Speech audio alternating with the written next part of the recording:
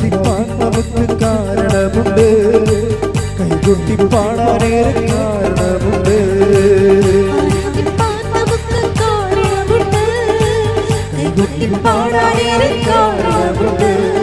Hallelujah hallelujah നമ്മുടെ യേശു ജീവിക്കുന്നു. കൈകൾ വീശി ഹല്ലേലൂയ ഹല്ലേലൂയ നമ്മുടെ യേശു ജീവിക്കുന്നു.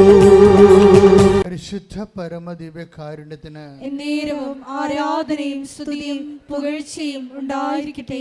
ഓരോ മനുഷ്യരുടെ ജീവിതത്തിലും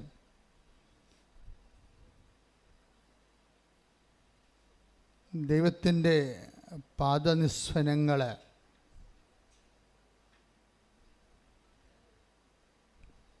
നിശബ്ദതയുടെ ഒരു സ്വരമായിട്ട്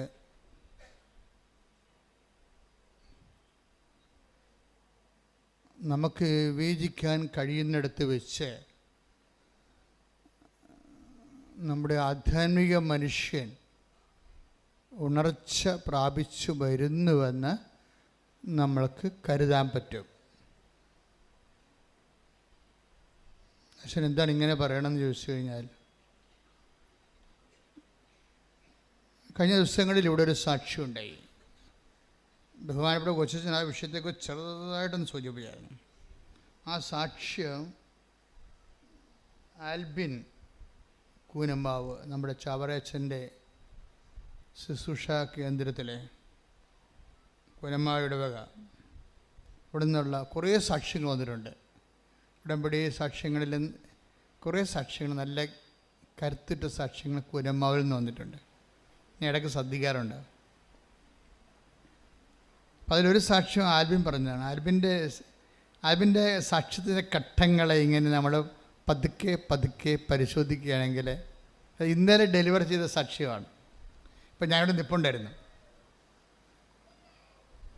സാക്ഷ്യത്തിൻ്റെ ഓരോ ഘട്ടങ്ങൾ, അദ്ദേഹത്തിൻ്റെ വിഷയം, അദ്ദേഹം ടോട്ടലായിട്ട് അദ്ദേഹം മനുഷ്യൻ്റെ ജഡിക മനുഷ്യനാണ്. ജഡിക മനുഷ്യൻ, ആത്മീയ മനുഷ്യൻ എന്നൊക്കെ പറയത്തില്ലേ. അപ്പം ജഡിക മനുഷ്യൻ്റെ ലോകത്താനല്ല, ദൈവത്തിന് ഒരു നമ്മുടെ ജീവിതത്തിൽ ഒരു 30% സ്പേസ് മാത്രം ദൈവത്തിന് കൊടുക്കുകയും ബാക്കി 70% നമ്മളുടെ ബുദ്ധി കൊണ്ട് കഴിവ് കൊണ്ട് കൈകാര്യം ചെയ്യേണ്ടതാണെന്ന് ധരിച്ചിട്ട് മൊത്തം മസിൽ പവർ, മണി പവർ എല്ലാം ഇൻവെസ്റ്റ് ചെയ്തതുകൊണ്ട് സ്വന്തം ജീവിത വിജയത്തിന് വേണ്ടി തൻ്റെ കഴിവിൽ മാത്രം ആശ്രയിച്ച് മുന്നേറുന്ന മനുഷ്യരാണ് ജഡിക മനുഷ്യർ. അവർ ചെയ്യണ തെറ്റാണെന്നല്ല, മാനുഷ്യമായിട്ടൊക്കെ ശരിയാണ്, ദൈവികമായിട്ട് തെറ്റായിട്ട് വരും. എന്ന് വെച്ച് കഴിഞ്ഞാൽ നമ്മുടെ കഴിവിൽ നമ്മുടെ ബുദ്ധി, നമ്മുടെ കഴിവ്, നമ്മുടെ ശക്തി. ഇപ്പോൾ ചില പൊട്ടന്മാർ പറഞ്ഞു അത് ദൈവം തന്നതല്ലേ, പിന്നെ എന്താ കുഴപ്പം, അതിലെല്ലാം ആശ്രയിക്കുമ്പോൾ ദൈവത്തെ തന്നെയല്ലേ നമ്മൾ ബഹുത്വപ്പെടുത്തുന്നത്. നോ. അവിടുത്തെ വരുന്ന പ്രശ്നം എന്ന് വെച്ച് കഴിഞ്ഞാൽ, നമ്മൾ ഇപ്പം നിങ്ങൾ തന്നെ ചിലർ അപ്പന്മാരോട് കാർക്കശ്യമായിട്ട് പറയും, എന്താ, ഞാൻ പഠിച്ചു അതുകൊണ്ട് ഞാൻ ജയിച്ചു, കുടുംബം എനിക്ക് വേണ്ടി ഒന്നും ചെയ്തിട്ടില്ല, അങ്ങനെ പറയും. അങ്ങനെ പറയുന്ന കുറേ വിഡ്ഢിയാന്മാരുണ്ട്. ഞാൻ പഠിച്ചു, എൻ്റെ ബുദ്ധി കൊണ്ട് ഞാൻ പഠിച്ചു, ഞാൻ കഷ്ടപ്പെട്ടു, ഞാൻ പഠിച്ചു, ഞാൻ ജയിച്ചു, കുടുംബം എനിക്ക് വേണ്ടി ഒന്നും ചെയ്തിട്ടില്ല. ചില വിഡ്ഢിയാന്മാരുടെ പ്രശ്നം, അവർ നാക്ക് കൊണ്ട് എപ്പോഴും ജയിച്ചുകൊണ്ടിരിക്കും, ജീവിതം കൊണ്ട് തോറ്റുകൊണ്ടിരിക്കും. കാര്യം ഇതെല്ലാം കേൾക്കുന്ന ഒരാളുണ്ടല്ലോ. നീ വന്ന വഴികളിലൂടെ എല്ലാം നിനക്ക് കാവൽ നിന്നുകൊണ്ട് നിൻ്റെ പഠനങ്ങൾക്കും ഭക്ഷണത്തിനും വിശ്രമത്തിനും എല്ലാം കാവൽ നിന്ന ആൾക്കാരുണ്ടല്ലോ കുടുംബത്തിൽ. അവരുടെ അധ്വാനത്തെ മറന്നാണ് നിൻ്റെ ബൗദ്ധിക പങ്കത്വം കെട്ടി എഴുന്നള്ളിക്കണത്. അങ്ങനെ നിങ്ങൾ തലമറന്ന് എണ്ണ തേക്കരുത്. അതിന് മത്സരമെന്നാണ് പറയുന്നത് ബൈബിളിൽ. അങ്ങനെയുള്ള മാതാപിതാക്കന്മാരുള്ള മത്സരം, അല്ലെങ്കിൽ അവരെ ഇടിച്ചു താത്തി പറഞ്ഞുകൊണ്ട് തൻ്റെ കേമത്വം കെട്ടി എഴുന്നള്ളിക്കുന്നതിന് ദൈവത്തെ മറന്നുള്ള ഒരു മത്സരമാണ്. ഒരിക്കലെങ്കിലും പറഞ്ഞാൽ നിങ്ങൾക്ക് അതിനെക്കുറിച്ച് അനുതാപം തോന്നണം. പക്ഷെ അനുതാപം തോന്നണമെങ്കിലുള്ളൊരു കുഴപ്പം, നമുക്ക് ഇങ്ങനെ സ്വന്തമായിട്ട് അനുതാപിക്കാനൊന്നും പറ്റത്തില്ല.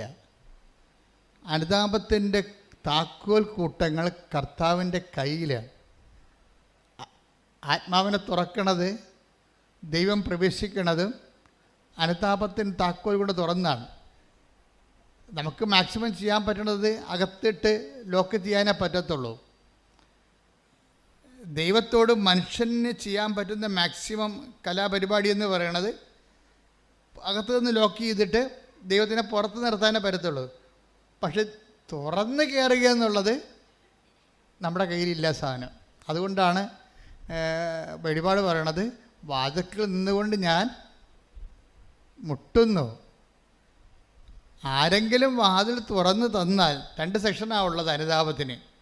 ഒന്ന് നമ്മളുടെ ഒരു തുറവിയും പിന്നെ ദൈവത്തിൻ്റെ ഒരു തുറവിയും. 2 തുറവികളുണ്ട്. ഒന്ന് നമ്മൾ അനുവദിക്കണം. ദൈവം ഇങ്ങനെ ഇടിച്ച് പൊളിച്ച് ഒന്നും അകത്ത് കയറത്തി അനുതാപമൊന്നും ഉണ്ടാക്കത്തില്ല. അതിന് വേറെ ആളെ നോക്കേണ്ടി വരും. അതുകൊണ്ട് 3:20 take the bed of God, വെളിപാട് 3:19. ഞാൻ സ്നേഹിക്കുന്നവരെ ശാസിക്കുകയും ശിക്ഷിക്കുകയും ചെയ്യുന്നു. ഒന്ന് പറഞ്ഞേ, ഞാൻ സ്നേഹിക്കുന്നവരെ ശാസിക്കുകയും ശിക്ഷിക്കുകയും ചെയ്യുന്നു. അതുകൊണ്ട് തീക്ഷ്ണതയുള്ളവനാകുക, അനുതപിക്കുക. ഇതാ ഞാൻ വാതിലിൽ മുട്ടുന്നു. ആരെങ്കിലും എന്റെ സ്വരം കേട്ട് വാതിൽ തുറന്നു തന്നാൽ ഞാൻ അവന്റെ അടുത്തേക്ക് വരും. ഞങ്ങൾ ഒരുമിച്ച് ഭക്ഷിക്കുകയും ചെയ്യും. ഇതിന് വരുന്ന വിഷയം ഒന്നുകൂടി ആ വചനം ഒന്നുകൂടി വായിച്ച 19. ഞാൻ സ്നേഹിക്കുന്നവരെ, ഒന്ന് പറഞ്ഞേ, ഞാൻ സ്നേഹിക്കുന്നവരെ ശാസിക്കുകയും ശിക്ഷിക്കുകയും ചെയ്യുന്നു.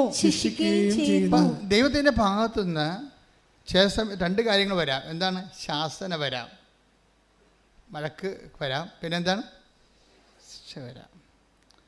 എന്ന് വെച്ചാൽ ഇങ്ങനെ ശാസനയും ശിക്ഷയും ഒക്കെ വരുമ്പോൾ സ്വാഭാവികമായിട്ട് ചില ആൾക്കാർ അതിനോട് പിന്നെ പതുക്കെ ശാസനയും ശിക്ഷയുമുള്ള ന്യായവിധിയും കഷ്ടപ്പെട്ട് പ്രാർത്ഥിക്കുന്നത്. പ്രാർത്ഥിച്ചിട്ട് പിന്നെയും ദുഃഖവും കഷ്ടപ്പാടും തന്നെയാണല്ലോ വരണത്. നമ്മുടെ വഴിയിൽ പിന്നെയും ക്ലേശമാണല്ലോ. അപ്പോൾ പ്രാർത്ഥന കൂടുമ്പോഴാണ് ക്ലേശങ്ങൾ വരണമെന്ന് ചില വിഡ്ഢിയാന്മാരായ ബ്രദേഴ്സ് വീടുകളിൽ കയറി ഇറങ്ങി അബലകളായ സ്ത്രീകളെ ഉപദേശിക്കുകയും വഴിതെറ്റിക്കുകയും ചെയ്യും. ഇതൊക്കെ അന്നും ആദിമസഭയിലുണ്ടായിരുന്നു, ഇന്നുമുണ്ട്.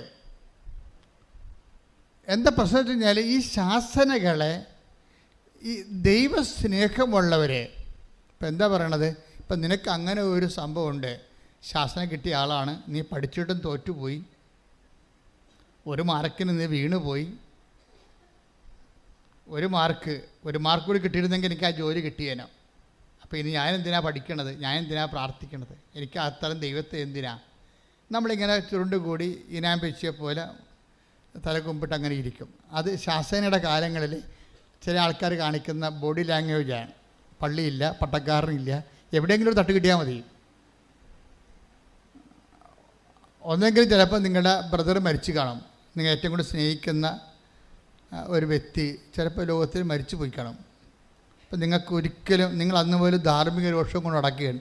എന്ത് സ്നേഹമുള്ള മനുഷ്യനായിരുന്നു, എന്തൊരു വൃത്തിയുള്ള മനുഷ്യൻ, ഇവനേക്കാൾ എത്രയോ ദുഷ്ടന്മാർ ഇപ്പോഴും ഞങ്ങളുടെ നാട്ടിൽ ജീവിച്ചിരിപ്പുണ്ട്, അവന്മാർക്കൊരു കുഴപ്പമില്ല, നല്ലവരെയും കൊണ്ട് ദൈവം പോയി, ഇതെന്തൊരു ദൈവമാണ്. ഇങ്ങനെയൊക്കെ കുറേ ഡയലോഗൊക്കെ ഫിറ്റ് ചെയ്ത് ആ ഒരു കാര്യവും പറഞ്ഞ് ദൈവത്തിൽ നിന്ന് പതുക്കെ മാറുന്ന ആൾക്കാരുണ്ട്. എപ്പോഴും വരണ ഒരു വിഷയം വെച്ച് കഴിഞ്ഞാൽ, ദൈവത്തിൽ നിന്ന് മാറാൻ നമുക്ക് ഒരു 10,000 കാര്യങ്ങൾ വേണേൽ പറയാൻ പറ്റും. ദൈവത്തോട് അടുക്കാൻ ഒറ്റ കാര്യമേ പറയാൻ പറ്റത്തുള്ളൂ. എന്താ കാര്യം? ദൈവത്തിൽ അടുക്കാൻ ഒരു കാര്യമേ പറയാൻ പറ്റത്തുള്ളൂ. അതായത് എൻ്റെ വിശ്വാസമുള്ളവനെ സംബന്ധിച്ചിടത്തോളം ഈ വിശ്വാസത്തിന് ഉള്ളൊരു പ്രത്യേകത, വിശ്വാസം എന്ന് പറഞ്ഞിട്ട് കാറ്റഗറ്റിക്കൽ ഫെയ്ത്ത് അല്ല. ഒരു ഇഷ്യൂ അതിനെ എങ്ങനെയാണ്, ഒരു ഇഷ്യൂ കഴിഞ്ഞു എന്നിട്ട് പിന്നെ എന്താണ് അവശേഷിക്കണത്. പണ്ട് ഈ കമ്പിത്തിരി എന്ന് പറഞ്ഞ സംഭവമാണ്, ഇപ്പോൾ ഉണ്ടോയെന്ന് അറിയത്തില്ല. ഉണ്ടോ കമ്പിത്തിരി? ഉണ്ടോ ഇപ്പോൾ? ഉണ്ടോ? കമ്പിത്തിരിക്കുള്ള കുഴപ്പമെന്ന് വെച്ചാൽ കത്തി ഭയങ്കരമായിട്ട് നക്ഷത്രങ്ങളൊക്കെ ചീറ്റി ഭംഗിയായിട്ട് പോയാലും ആ കമ്പി അവശേഷിക്കും, ഇല്ലേ? ഇപ്പോൾ ഞങ്ങളുടെ കുഞ്ഞുനാളിലൊക്കെ കമ്പി പെറുക്കി കൊണ്ടുപോയി പാലുമിഠായി മേടിക്കുമായിരുന്നു. അന്നത്തെ ഒരു കുഞ്ഞുങ്ങളുടെ പരിപാടിയായിരുന്നു. ഈ പെരുന്നാൾ കഴിയുമ്പോൾ പള്ളിമുറ്റത്ത് പോയി കമ്പിത്തിരി പെറുക്കിയെടുക്കുക, എന്നിട്ട് അതുകൊണ്ട് ഈ പാലുമിഠായിക്കാരൻ ഇങ്ങനെ വലിച്ചാൽ നീള മിഠായിക്ക് വരുമല്ല ചുറ്റിയിൽ ഒരു ക്ലാറിനട്ടൊക്കെ വായിച്ചുകൊണ്ട് ആൾ വരും. ഇപ്പോഴൊന്നുമില്ല. അപ്പോഴേ കത്തിയാലും കമ്പി അവശേഷിക്കും. അതിന് വേണമെങ്കിൽ പിന്നെ നമുക്ക് മരുന്ന് ചുറ്റി കമ്പിത്തിരി ഉണ്ടാക്കാൻ പറ്റും. ഇതുപോലെ കത്തൽ വന്നാലും കമ്പി അവശേഷിക്കും. അതാണ് വിശ്വാസം എന്ന് പറയണത്. ഒരു മരണം ഉണ്ടായി, അല്ലെങ്കിൽ ഒരു അടുപ്പമുള്ള ആൾക്കാർ പോയി, നമ്മൾ കുറച്ച് ദിവസം നിലവിളിച്ചൊക്കെ നടന്ന്, പിന്നെ പള്ളിയും വേണ്ട, പ്രാർത്ഥനയും ഇത്രയും പ്രാർത്ഥിച്ചിട്ടും ഞാൻ കരഞ്ഞു വിളിച്ച് പ്രാർത്ഥിച്ചിട്ടും ചേട്ടന് തന്നില്ലല്ല, ആ കുഞ്ഞ് മരിച്ചു പോയല്ല എന്നൊക്കെ പോയി നിലയെ വിളിച്ചുകൊണ്ട് നമുക്ക് നഷ്ടപ്പെട്ട മരണങ്ങളിൽ പിന്നീട് വിശ്വാസം കുറഞ്ഞു പോയ ആ മരണത്തിന് ശേഷം, അല്ലെങ്കിൽ ആ ജപ്തി നടപടിക്ക് ശേഷം, അല്ലെങ്കിൽ ആ പരീക്ഷ തോൽവിക്ക് ശേഷം, അല്ലെങ്കിൽ ആ ജോലി നഷ്ടത്തിന് ശേഷം വിശ്വാസം കൂടിയാന്ന് നീ ആത്മശോധന ചെയ്യണം. കുറഞ്ഞെങ്കിൽ ഇനി കാര്യം വിശ്വാസത്തിൻ്റെ ഒരു പ്രത്യേകത എന്ന് വെച്ചാൽ നിൻ്റെ വിശ്വാസത്തിൻ്റെ തോതനുസരിച്ചിട്ട് ദൈവം ഇനിഷ്യേറ്റീവ് എടുത്താൽ മാത്രമേ ഇത് വർക്കൗട്ട് ചെയ്യത്തുള്ളൂ. ദൈവം ഇനിഷ്യേറ്റീവ് ഇപ്പോൾ ഒരിക്കൽ വിശ്വാസം ഡൗൺ ആയി കഴിഞ്ഞാൽ പിന്നെ നിൻ്റെ കാര്യത്തിൽ ദൈവം ഇനിഷ്യേറ്റീവ് എടുക്കണം. ദൈവം ഇനിഷ്യേറ്റീവ് എടുക്കണമെങ്കിൽ ദൈവം പഴയ ഫയൽ എങ്ങനെയുണ്ടെന്ന് നോക്കും, വെറുതെ ഇനിഷ്യേറ്റീവ് എടുക്കത്തില്ല. ഇപ്പോൾ ഒരാൾ പരീക്ഷയ്ക്ക് തോറ്റു 10ാം ക്ലാസ്സിൽ മാർക്ക് കുറവാണെന്ന് വിചാരിച്ചു. ഇപ്പോൾ നമ്മൾ +1 ചേരാൻ ചെന്നപ്പോൾ മാർക്ക് കുറവാണ്, ഇവന് ഇവിടെ അഡ്മിഷൻ കൊടുക്കാൻ പറ്റത്തില്ലെന്ന് മാനേജറും പ്രിൻസിപ്പളും ഒറ്റയടിക്ക് പറഞ്ഞു. അപ്പോഴാരെങ്കിലും അധ്യാപകർ നമ്മളോട് അല്പം താപമുള്ളവർ നമ്മളറിയാവുന്ന പറഞ്ഞു, സാറേ അവൻ്റെ സർട്ടിഫിക്കറ്റ് അല്ല, അവൻ്റെ മറ്റ് സർട്ടിഫിക്കറ്റൊക്കെ ഒന്ന് നോക്കിയേ, അവൻ്റെ എക്സ്ട്രാ കരിക്കുലറായിട്ടുള്ള അവൻ ജില്ലയിലൊക്കെ കളിക്കാൻ പോയിട്ടുള്ളതാണെന്ന് കേട്ടിട്ടുണ്ട്, സ്പോർട്സിന് പോയിട്ടുള്ളതാണെന്ന് കേട്ടിട്ടുണ്ടത്. അപ്പം ഗ്രേസ് മാർക്കാണ് നോക്കണത്. നമ്മൾ പരീക്ഷയ്ക്ക് തോറ്റിരിക്കുകയാണ്, പക്ഷെ അവൻ അക്കോമഡേറ്റ് ചെയ്യാൻ വേണ്ടി വേറെ ഓപ്ഷൻസ് നോക്കും ദൈവം. അത് ദൈവത്തിന് നോക്കണ പരിപാടിയാണ്, മനുഷ്യന് മാത്രമല്ല. ഗ്രേസ് മാർക്ക് ഉണ്ടോ എന്ന് നോക്കും.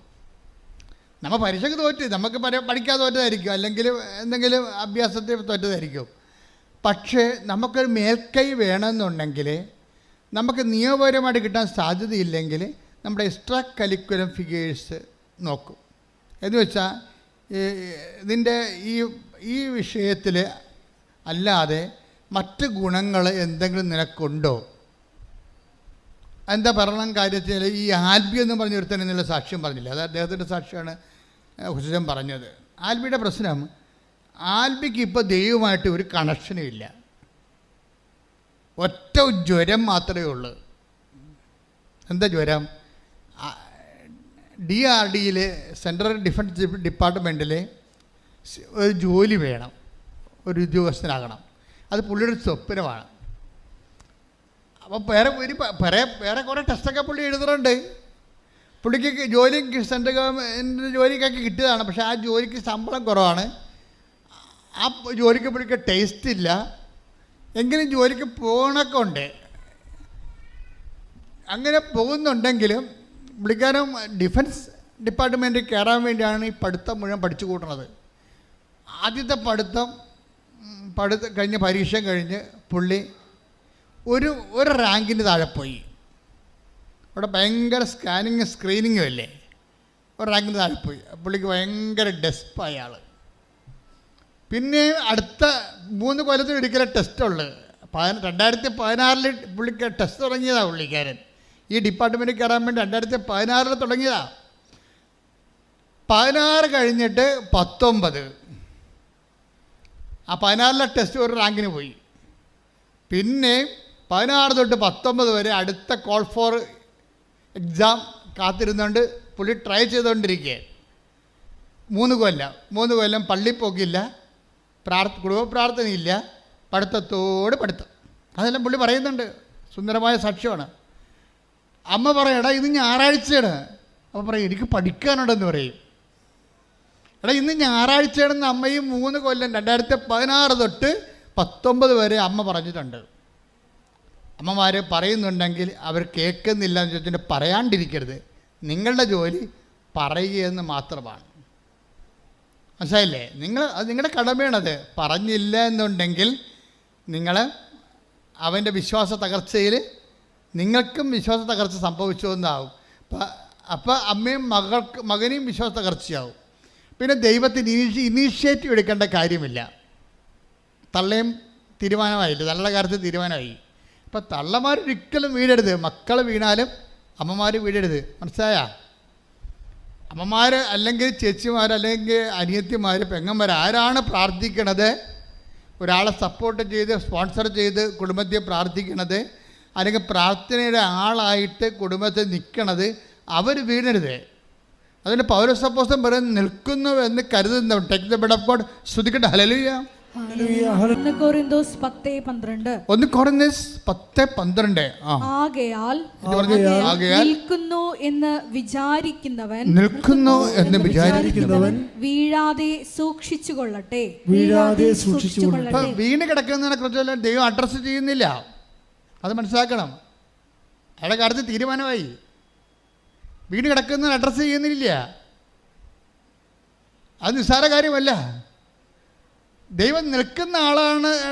ദൈവത്തിൻ്റെ ക്യാമറ ഈ നിൽക്കുന്ന ആളിലേക്കാൻ തിരിയാണ്. വീണ് കിടപ്പുണ്ട്, അവൻ ശവമായി പോയി. അവിടെ ഒരുത്തൻ നിപ്പുണ്ട്, അവൻ്റെ അമ്മ സ്പോൺസർ, അവന് വേണ്ടി പ്രാർത്ഥിച്ചുകൊണ്ട് അമ്മ നിപ്പുണ്ട്. ദൈവത്തിൻ്റെ കണ്ണെപ്പോഴും ഈ നിൽക്കുന്ന അമ്മയിലാക്കാണ്. അതിനെന്താ പറയണത്? നീ നിൽക്കുകയാണിപ്പോൾ, പക്ഷെ നിൽക്കുന്നതെന്ന് കരുതണ നീയും വീഴാതെ നോക്കണം എന്ന് പറയും. പ്രാർത്ഥിക്കുക. കർത്താവേ, വിശ്വാസത്തിലെ, ദൈവസ്നേഹത്തിലെ, പ്രത്യാശയിലെ നിൽക്കുന്നുവെന്ന് കരുതുന്ന ഞാൻ വീഴാതിരിക്കുവാൻ അമ്മേ പരിശുദ്ധമ്മേ, അമ്മയുടെ പൊൻകരങ്ങളിലെ എൻ്റെ വിശ്വാസത്തെ താങ്ങി നിർത്തണമേ. എൻ്റെ വിശ്വാസത്തെ താങ്ങി നിർത്തണമേ. എൻ്റെ വിശ്വാസത്തെ താങ്ങി നിർത്തണമേ. ഇനി വീണുപോയി എന്ന് വിചാരിച്ചുകൊണ്ട് ചത്തുപോയെന്ന് കരുതരുത്. വീണുപോയവന് നീ നിന്റെ പഴയ ഫയലിൽ എക്സ്ട്രാ കരിക്കുലം എല്ലാം ഉണ്ടെങ്കിൽ ദൈവത്തിന് ഒരു കരുണ തോന്നാൻ സാധ്യതയുണ്ട്. വീണുപോയാൻ അവിടെ കിടന്ന് ചത്തുപോകണമെന്ന് നീ വിചാരിക്കരുത്. വീണുപോയെങ്കിൽ ഇപ്പം ആൽബിൻ്റെ കാര്യം എന്താ? ആൽബിന് വീണ്ടും അവൻ 2019 പരീക്ഷ എഴുതും. 3 കൊല്ലം പഠിച്ച് ദൈവത്തെ മറന്ന് സ്വന്തം ബുദ്ധിയിൽ സ്വന്തം കഴിവിൽ ആശ്രയിച്ചുകൊണ്ട് കുടുംബ പ്രാർത്ഥനയില്ല, കുമ്പസാരമില്ല, കുർബാനയില്ല, ഇതൊന്നുമില്ലാതെ പഠനം തന്നെ എടുത്തിട്ട് 2019 6 കൊല്ലം ദൈവമില്ലാത്തൊരു ജീവിതം ഇല്ലേ? 2019 പോയി പരീക്ഷ എഴുതും. 16 തോറ്റു, 19 ഒരു റാങ്കിന് തോറ്റു. അപ്പോൾ പുള്ളിക്കാരൻ പറയണത് എനിക്ക് ഡെലീരിയമായി പോയെന്നാണ് പറയണത്. പനി ബാധിച്ചിട്ട് ഡിപ്രഷൻ കയറി ബോധം പോയി.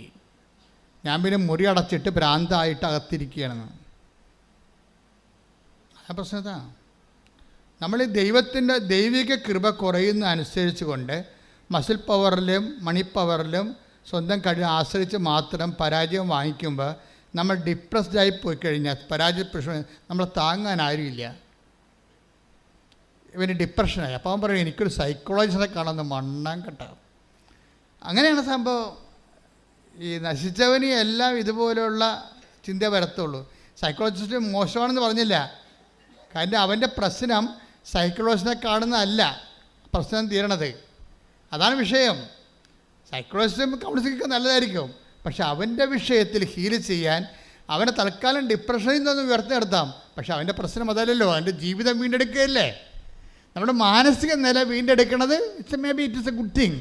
പക്ഷെ അവൻ്റെ പ്രശ്നം അതല്ല, അവൻ്റെ ജീവിതം വീണ്ടെടുക്കണം. ഇപ്പോൾ അവൻ സംസാരിക്കുന്നില്ല ആരോടും, ഡിപ്രസ്ഡായിട്ട് മുറിയും പൂട്ടി അകത്തിരിക്കുകയാണ്.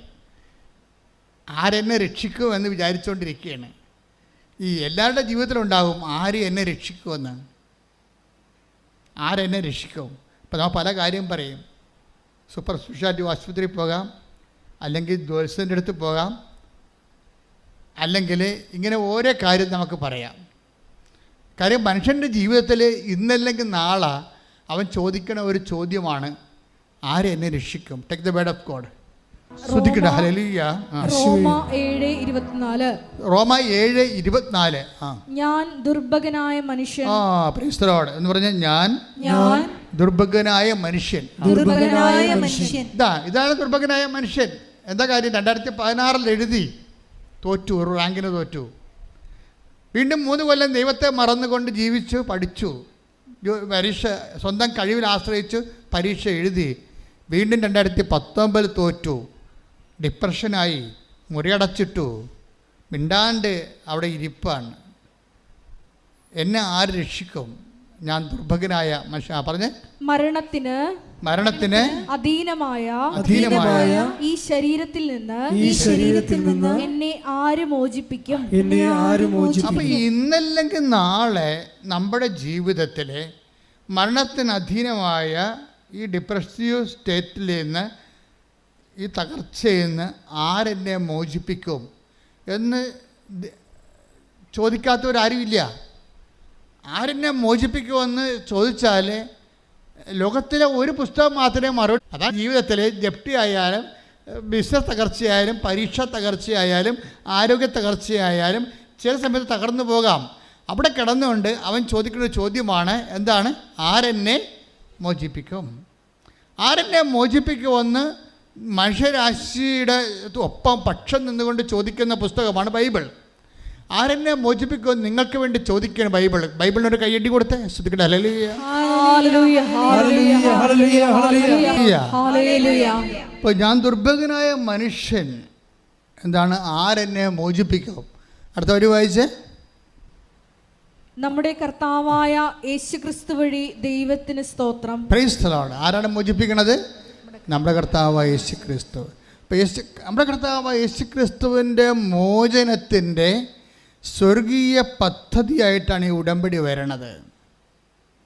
ഇവൻ പറയണത് എന്താ? ഞാൻ സൈക്കോളജിസ്റ്റിനെ പോയി കാണണം, എനിക്ക് ഏതാണ് നല്ല സൈക്കോളജിസ്റ്റ് ടൗണിലുള്ളത്, ആരാണ് അദ്ദേഹത്തെ എനിക്ക് പരിചയപ്പെടുത്തി തരണത് എന്നൊക്കെ ചിന്തിക്കുന്ന സമയത്ത്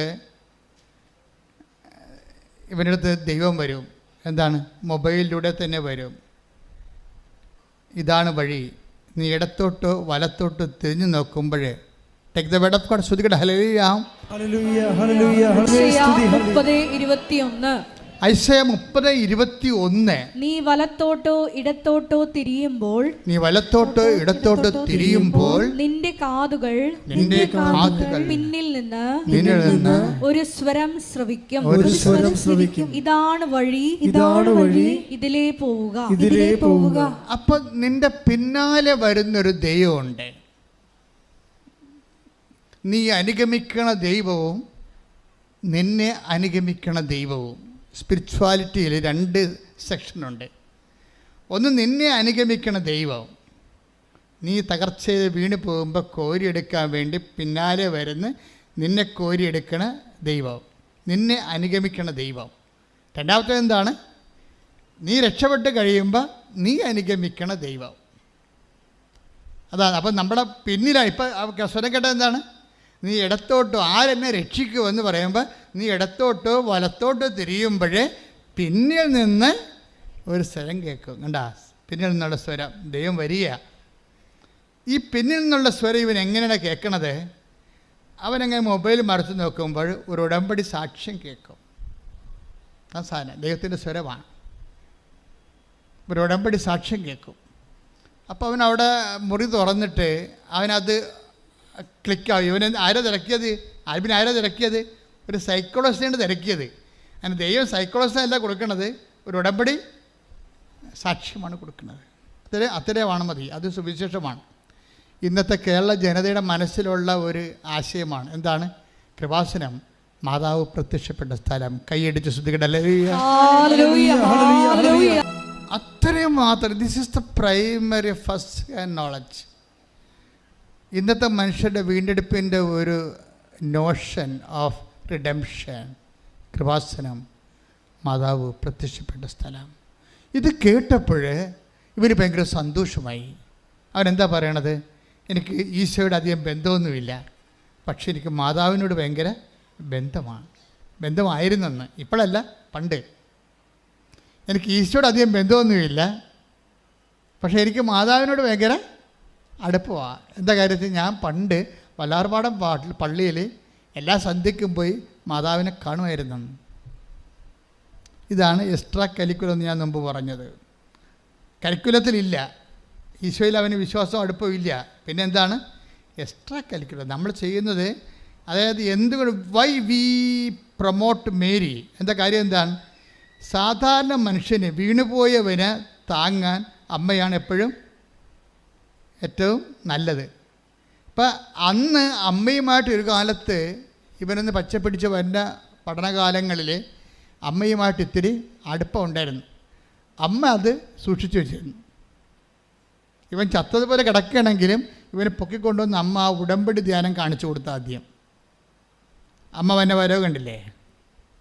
ആൾ പതുക്കെ ഈ ആളെ ടേക്കപ്പ് ചെയ്യാൻ പോയി. ഇവൻ 0 ആയിപ്പോയി. സൈക്കോളജിസ്റ്റിനെ കാണുന്നത് മാനസിക വിഭ്രാന്തിയുള്ള ആൾക്കാരാണ്.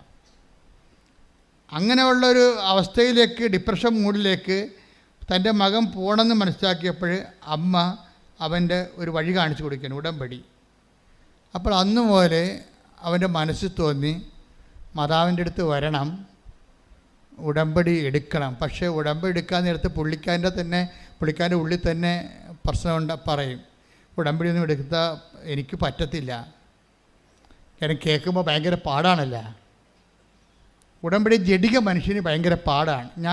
എനിക്ക് ആദ്യം ദൈവം ഉടമ്പടി തന്നപ്പോഴേ ജഡിക മനുഷ്യനെ ഒഴിവാക്കിക്കൊണ്ട് തന്നെയാണ് ഉടമ്പടി ചെയ്തത്.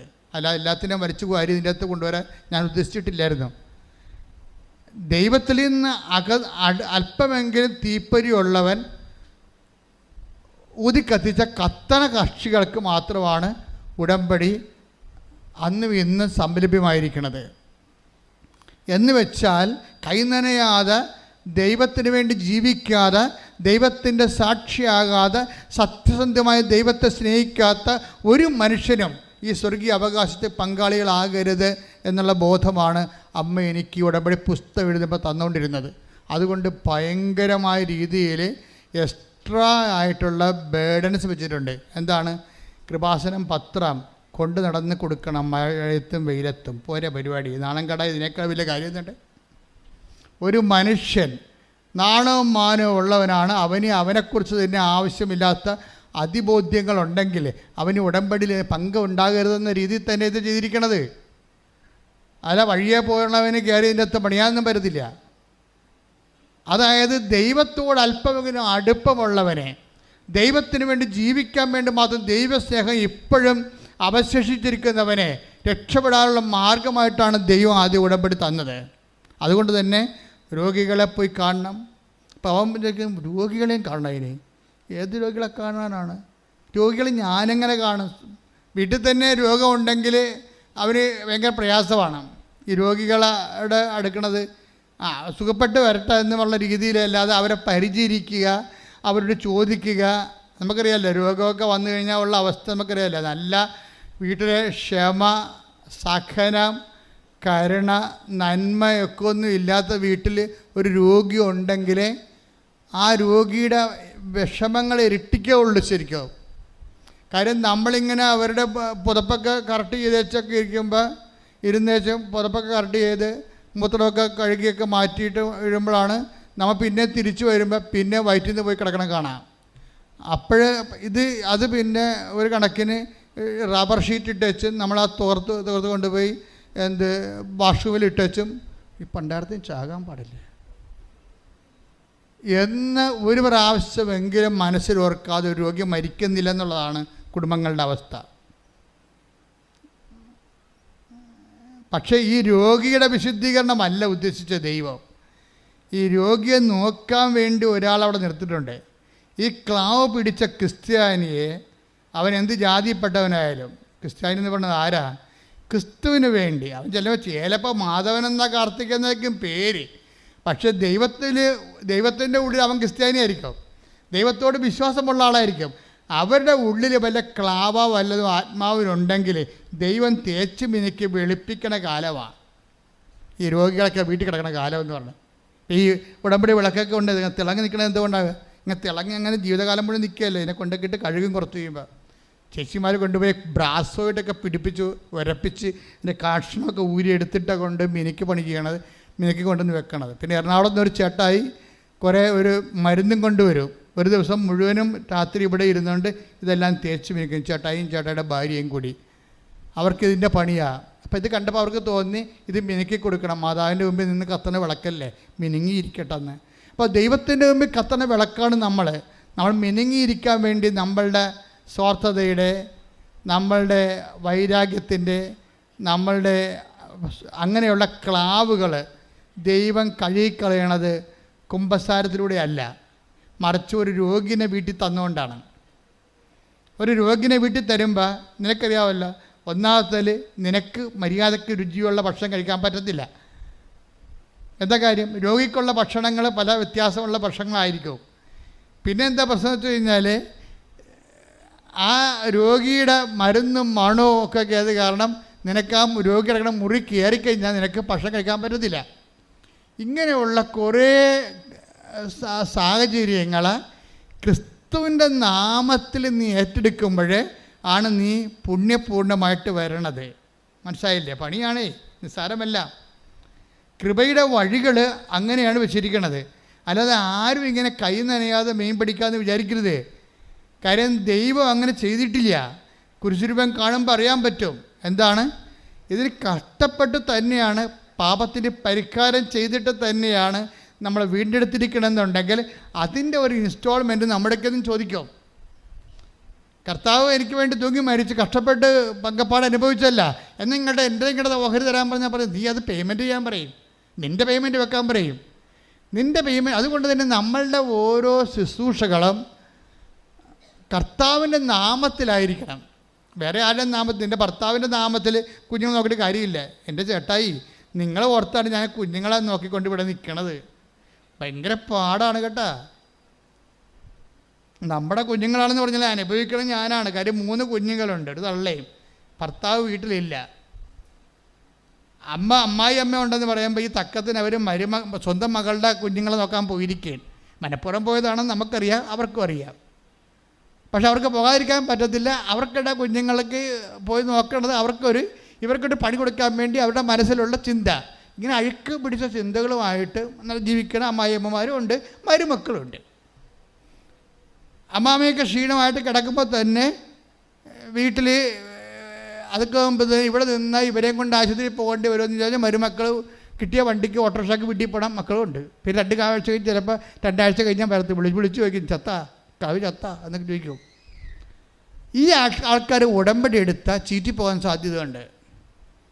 ഉടമ്പടി എടുത്ത കാര്യം നമ്മളുടെ മനസ്സ്, ഉടമ്പടി എന്ന് പറയുന്നത് ദൈവവുമായിട്ടുള്ള ഉടമ്പടിയാണ്. ആ ഉടമ്പടിയിൽ വ്യക്തികളെപ്പോഴും ദൈവ സ്വഭാവം ക്രമേണ പ്രാപിച്ചുകൊണ്ടിരിക്കാൻ ഉള്ള സംവിധാനങ്ങൾ പ്രയോജനപ്പെടുത്തുക, അല്ല ഒടിച്ചോടിയിട്ട് കാര്യമൊന്നുമില്ല. പ്രാർത്ഥിക്കുക, കർത്താവായ ദൈവമേ, എന്റെ വീട്ടിൽ എന്റെ ആത്മാവ് വെട്ടിത്തിളങ്ങാൻ ദൈവം സ്ഥാപിച്ചിരിക്കണ വിശുദ്ധീകരണ സാഹചര്യങ്ങളോടെ ദൈവ സ്നേഹത്തോടെ സമീപിക്കുവാൻ എന്നെ സഹായിക്കണമേ. എന്റെ മക്കളെ, അച്ഛൻ പറയുന്ന കുഞ്ഞുക്ക് മനസ്സിലാകണില്ലേ? ഇനി എന്താ ചെയ്യണമെന്ന് വെച്ചാൽ, ഇങ്ങനെയുള്ള സിറ്റുവേഷൻ നമ്മുടെ ഭാഗത്ത് വന്നു പോയിട്ടുണ്ടെങ്കിൽ നമുക്ക് അറിയാതെ അനുതാപം ഉണ്ടാകണം. ഞാൻ പറഞ്ഞുകൊണ്ടല്ലേ, ഈ ഉടമ്പടി ധ്യാനം കേൾക്കുമ്പോൾ ആൾക്കാർക്ക് എന്തുകൊണ്ടാണ് അനുതാപം ഉണ്ടാകണത്? ദൈവം അവർക്ക് വിശ്വാസം കൊടുക്കുന്നത് കൊണ്ടാണ് അനുതാപം ഉണ്ടാവും. ഈ അനുതാപം കിട്ടിക്കഴിഞ്ഞാൽ നമുക്കറിയാമല്ലോ, അനുതാപത്തിന് ദൈവം തന്നെ ചില സാഹചര്യങ്ങൾ ഉണ്ടാക്കി തരും. ദൈവം നമ്മളെ വെയിറ്റ് ചെയ്യും. നമ്മളെ വേണമെങ്കിൽ നിങ്ങളുടെ കയ്യിരിപ്പ് കാരണം നിങ്ങളുടെ വഴിക്ക് വിധിക്ക് വിട്ടേക്കാം. പക്ഷെ ദൈവം അവൻ രക്ഷപ്പെടാനുള്ള സാഹചര്യം കൊടുക്കും. ഇപ്പോൾ ആൽബിൻ അങ്ങനെയാണ്. ആൽബിൻ എന്താണ്, ഇവൻ ദൈവത്തെ മറന്ന് ജീവിച്ച ആളാണ് അല്ലേ. പള്ളിയുമില്ല, പട്ടക്കാരുമില്ല, കുടുംബപ്രാർത്ഥനയില്ല, കുമ്പസാരമില്ല, കുർബാനയില്ല, ഒന്നുമില്ലാതെ അത് വിളിച്ചിട്ടും പോകാതെ 6 കൊല്ലം അതിനേക്കാൾ വലുതാണ് എൻ്റെ പഠനത്തെ ദൈവമായിട്ട് ആരാധിച്ച ആളാണ്. ഭയങ്കര വിഗ്രഹാരാധകനാണ്. അപ്പം നിങ്ങളോർക്കും വിഗ്രഹമാണെന്ന് പറയണം വിശുദ്ധ രൂപങ്ങളെ വണങ്ങണമല്ല. ഇതൊരു സ്മരണയിൽ നമ്മൾ ദൈവത്തിന് മുമ്പിൽ നമ്മുടെ വണക്കങ്ങൾ ആചരിക്കുന്നതാണ്. വിഗ്രഹം എന്ന് പറഞ്ഞാൽ എന്താണ്? ദൈവത്തിൻ്റെ സ്ഥാനത്ത് നിൻ്റെ പഠനം വന്നാലും, നിൻ്റെ കാനഡ വന്നാലും, നിൻ്റെ ബിസിനസ് വന്നാലും വിഗ്രഹമായി. അതാണ് വിഗ്രഹാരാധന. ദൈവത്തിൻ്റെ സ്ഥാനത്ത് എന്താണ് വരണത് നീ നോക്കണം. ഇപ്പം ഞായറാഴ്ച കുർബാനക്ക് വിളിച്ചപ്പോൾ പോയില്ല. എന്താ കാര്യം? എനിക്ക് ഉദ്യോഗസ്ഥന് പഠിക്കാനുണ്ട്. അപ്പോൾ ആരാണ് ദൈവം? അവൻ്റെ പഠനമാണ് പലത് ദൈവം എന്ന് പറയണത്. അവൻ്റെ പഠനമാണ് ദൈവം. അപ്പോൾ ഈ പഠനമാണ് ദൈവം, പഠനം വഴി കിട്ടണ ഉദ്യോഗമാണ് ദൈവം, അവൻ്റെ സ്റ്റാറ്റസാണ് ദൈവം എന്ന് പറഞ്ഞാൽ അതിൻ്റെ അർത്ഥം ആരാണ്? അവനാണ് ദൈവം എന്ന് എൻ്റെ അർത്ഥം. കാര്യം പഠിച്ചാൽ എന്ത് കിട്ടും? ഉദ്യോഗം കിട്ടും. ഉദ്യോഗം കിട്ടിയാൽ എന്ത് പറ്റും? സ്റ്റാറ്റസ് കിട്ടും. ആർക്ക് സ്റ്റാറ്റസ് കിട്ടും? നമുക്ക്. അപ്പോൾ ആരാണ് ദൈവം? നമ്മൾ. അവനവൻ കടമയാണ് ഈ സംഭവം. അവനവനാണ് ദൈവം എന്നാണ് പറയണത്. നമ്മൾ ദൈവത്തെ മറന്നുകൊണ്ട് വേറെ എന്തെല്ലാം വസ്തു, വീട്, ചില ചേട്ടത്തിമാരൊക്കെ ഞങ്ങട്ടുണ്ട്. അവർ കച്ചവടം നടത്താൻ വേണ്ടി ഇവിടെ വരും. അച്ഛാ, ഒരു കച്ചവടം നടത്തണം, ഒരു കാശുരം വെഞ്ചരിച്ച് കാഷ് ബോക്സിൽ ഇടണം. ഞാൻ പറഞ്ഞ കാഷ് ബോക്സിലൊക്കെ വെഞ്ചരിച്ചൊക്കെ തരാം. പക്ഷേ ഈ കച്ചവടം നിങ്ങൾ അവസാനം ദൈവമാക്കരുത്. കാര്യം ഇപ്പം അവർക്ക് മര്യാദയ്ക്ക് ഭക്ഷണം കഴിച്ച് ജീവിക്കാൻ പറ്റണുണ്ടേ. അവരുടെ ഒരു ചിന്ത എന്ന് പറയണത് ഒരു റോഡ് കറങ്ങി തിരിഞ്ഞ് വരുന്നുണ്ട് നമ്മുടെ നാട്ടിലേക്ക്, നമ്മുടെ ഭാഗത്തേക്ക്. അപ്പം നമ്മൾ കച്ചവടം ഇട്ടില്ലെങ്കിൽ എലിസിക്കുട്ടി നേരത്തെ പോയി കച്ചവടം വെച്ച് പാസ്സാക്കി നാട്ടുകാരെല്ലാം ഉള്ളിയും മുളകും പുളിയൊക്കെ മേടിക്കാൻ വേണ്ടി അവിടെ ചെല്ലും. അവിടെ പറ്റുപടി തുടങ്ങിക്കഴിഞ്ഞാൽ പിന്നെ ഒരു പൂച്ചക്കളി ഇവിടെ വരത്തില്ല. അതുകൊണ്ട് നമ്മൾ നേരത്തെ ഓടുന്ന പട്ടിക്ക് ഒരു നേരം നേരത്തെ എറിഞ്ഞു കഴിഞ്ഞാൽ സ്വാഭാവികമായിട്ടും അവളേക്കാൾ 10 പൈസ കൂടുതൽ നമുക്ക് ഉണ്ടാക്കാം വേണ്ടെന്നും കടമിടണ്ടെന്നും അല്ല അച്ഛൻ പറഞ്ഞത്. അച്ഛൻ പറഞ്ഞതിൻ്റെ കാരണം ഇത്രയേ ഉള്ളൂ. നാളെ എൽസിക്കുട്ടിക്ക് വേണ്ടി പണി കൊടുക്കാൻ വേണ്ടി ഞായറാഴ്ച മുടക്കിക്കൊണ്ട് കടയും തുറന്നുകൊണ്ടിരിക്കുന്നതല്ലേ പറയണത്. മനസ്സിലായില്ലേ? ഒത്തിരി കടക്കാർ നശിച്ചു പോയതിൻ്റെ കാരണം, ഒത്തിരി പശുക്കൾക്ക് രോഗം വന്ന് ചത്തുപോയതിൻ്റെ കാരണം ഈ പാല് കറക്കാനും കറവെടുക്കാനും കുഞ്ഞുങ്ങളെ തീറ്റാനും കുഞ്ഞുങ്ങളെ കൊണ്ട് കെട്ടാനും വേണ്ടി കൃപയെ നിങ്ങൾ ഈട് വെച്ച് കൊടുത്തു എന്നാണ് എൻ്റെ അർത്ഥം. അവർ തിരിച്ചു വരാൻ വേണ്ടി നോൻപ് കാലത്ത് കർത്താവ് ആഗ്രഹിക്കുന്നുണ്ട്. തിരിച്ചു വരട്ടെ. ശ്രുതികട ഹല്ലേലൂയ. കടപ്പുറത്ത് ഒത്തിരി കത്തോലിക്കർക്ക് പണി കിട്ടിയിട്ടുണ്ട്. എങ്ങനെയാണെന്നറിയാമോ? ഞാൻ ഈ അടുത്ത ഇടപെടെ പേരൊന്നും പറയത്തില്ല, അവർ വണ്ടി പിടിച്ചോടെ തന്നെ തല്ലിച്ചും പോകും. അതെന്താ പ്രശ്നമെന്ന് വെച്ചാൽ, ഞാൻ 2ാമത്തെ കുർബാനയാണ് ചെല്ലിയത് ആ പള്ളി ഇരിക്കുമ്പോൾ. അപ്പോൾ 2ാമത്തെ കുർബാന ചെല്ലിക്കൊണ്ടിരിക്കുന്ന സമയത്ത് അപ്പോൾ ഒരു 10-11 മണിയാവും പിള്ളേരുടെ കുർബാനയാണ്. അപ്പോൾ ചില ആൾക്കാർ പേരൊക്കെ ഇരിക്കുമ്പോഴും അയാളുടെ മുഖം വരെ ഉണ്ട്. ഇന്നാളെ മരിച്ചു പോയ കക്ഷി. അപ്പം അയാൾ വന്ന് പള്ളിയുടെ വാതിക്കെ എന്ന് വെച്ച് അകത്ത് നിൽക്കുന്നവരെ ഇങ്ങനെ കാണിക്കും. ഇതിങ്ങനെ. എൻ്റെ അർത്ഥം എന്താ അറിയാവാ? ചെമ്മീൻ കടലിൽ വന്നിട്ടുണ്ടെന്നാണ്. അപ്പം തന്നെ ഇവർ മുടും കൊട്ടിക്കൊണ്ട് ഒറ്റ ഓട്ടം ഓടും പള്ളിയുടെ തിരുന്ന പാർട്ടി. ഇപ്പം ആ കാലം മാറി. ഇപ്പം വിശ്വാസത്തിലാണ് ആൾക്കാർ ജീവിക്കുന്നത്. ഞാൻ 10 കൊല്ലം കടലിൽ ജോലി ചെയ്തത് ഈ ഒരു കാര്യം കാരണമാണ്. ജനങ്ങൾ പെരുന്നാളും പടയനും കാണിച്ച് പള്ളിയിൽ കൂടുമെങ്കിലും അവരുടെ ജീവിതത്തിൽ ദൈവത്തെ മറന്നവർ ജീവിക്കാം. ഇത് അവർ മാത്രമല്ല, കേരളത്തിൽ പരക്കെ ഉള്ള ഒരു പ്രശ്നമാണത്. ഇപ്പം എന്താ സംഭവിക്കുക? ആരെങ്കിലും ചിലർ പറയും, അപ്പം ഞാൻ പറഞ്ഞിടാ നിന്നെ ഞായറാഴ്ച കുർബാന കണ്ടില്ല. അപ്പോൾ അവർ പറയും, അച്ഛാ അരേമാർക്ക് ഭയങ്കര കോരാരെന്ന് പറയും. അരേമാരെന്ന് അരേ സമുദായത്തിൽപ്പെട്ട സംഘം, അവർക്ക് ഞായറാഴ്ച ഇല്ലല്ലോ. അപ്പോൾ അവർ മീനും കൊണ്ട് വരുമ്പോൾ അവർക്ക് നല്ല വില കിട്ടും. അപ്പോൾ ഇവനത് കണ്ടിട്ട് അടുത്ത ഞായറാഴ്ച ഇവനും തള്ളിപ്പോകും കുർബാനക്ക് കൂടാതെ. അപ്പോൾ ഈ പ്രലോഭനം എന്ന വഴിക കണ്ടില്ലേ? അപ്പോഴേ ഏതെങ്കിലും ഞായറാഴ്ച ആചരിക്കാൻ ബാധ്യസ്ഥമില്ലാത്ത ആൾക്കാർ അവർ കാണിക്കുന്ന കാട്ടായങ്ങളുടെ കൂടെ നമ്മളും ദൈവത്തെ മറന്നുകൊണ്ട് അതേ ചാവിൽ തന്നെ ഞായറാഴ്ച ആചരിക്കാൻ ബാധ്യതയുള്ള നമ്മളും കൂടി ചെല്ലുമ്പോഴേ ഇങ്ങനെ കുറച്ച് ജീവൻ പോയി നമ്മളിപ്പോൾ ആൽബിനെ പോലെയാവും. മുറി അടച്ചിട്ട് സൈക്കോളജിസ്റ്റിനെ കാണേണ്ട അവസ്ഥയാവും. അങ്ങനെയാണ് ആൾക്കാർ ദൈവിക ജീവൻ എന്നാണ് പറയണത്. അത് നഷ്ടപ്പെടുത്തുന്നത് ഇങ്ങനെയാണ്. ദൈവത്തിൻ്റെ വചനങ്ങൾ അറിഞ്ഞിട്ടും ചെയ്യാതെ അങ്ങനെ ഒരു വചനമുണ്ട്. Take the word of God. സ്തുതിക്കട്ടെ. Hallelujah, hallelujah, hallelujah. യേശുവേ നന്ദി. ഹല്ലേലൂയ. 78-ാം സങ്കീർത്തനം 10-ാം തിരുവചനം. സങ്കീർത്തനം 78:10. അവർ ദൈവത്തിന്റെ ഉടമ്പടിയെ ആദരിച്ചില്ല. പ്രൈസ് ദി ലോർഡ് എന്ന് പറഞ്ഞ അവർ ദൈവത്തിന്റെ ഉടമ്പടിയെ ആദരിച്ചില്ല. പ്രശ്നം ഇവിടെ ഉടമ്പടി എടുത്താലും ചില ആൾക്കാർ എന്ത് ചെയ്യും? ഞാനിവിടെ ഇന്നലെയൊക്കെയാണ് 990 ഉടമ്പടിയൊക്കെ നടന്നത്. ഇന്നലെ 900 ഉടമ്പടി നടന്നു ഇന്നലെ. അപ്പോൾ ഇതെല്ലാം ഞാനിവിടെ കാണുന്നുണ്ട്.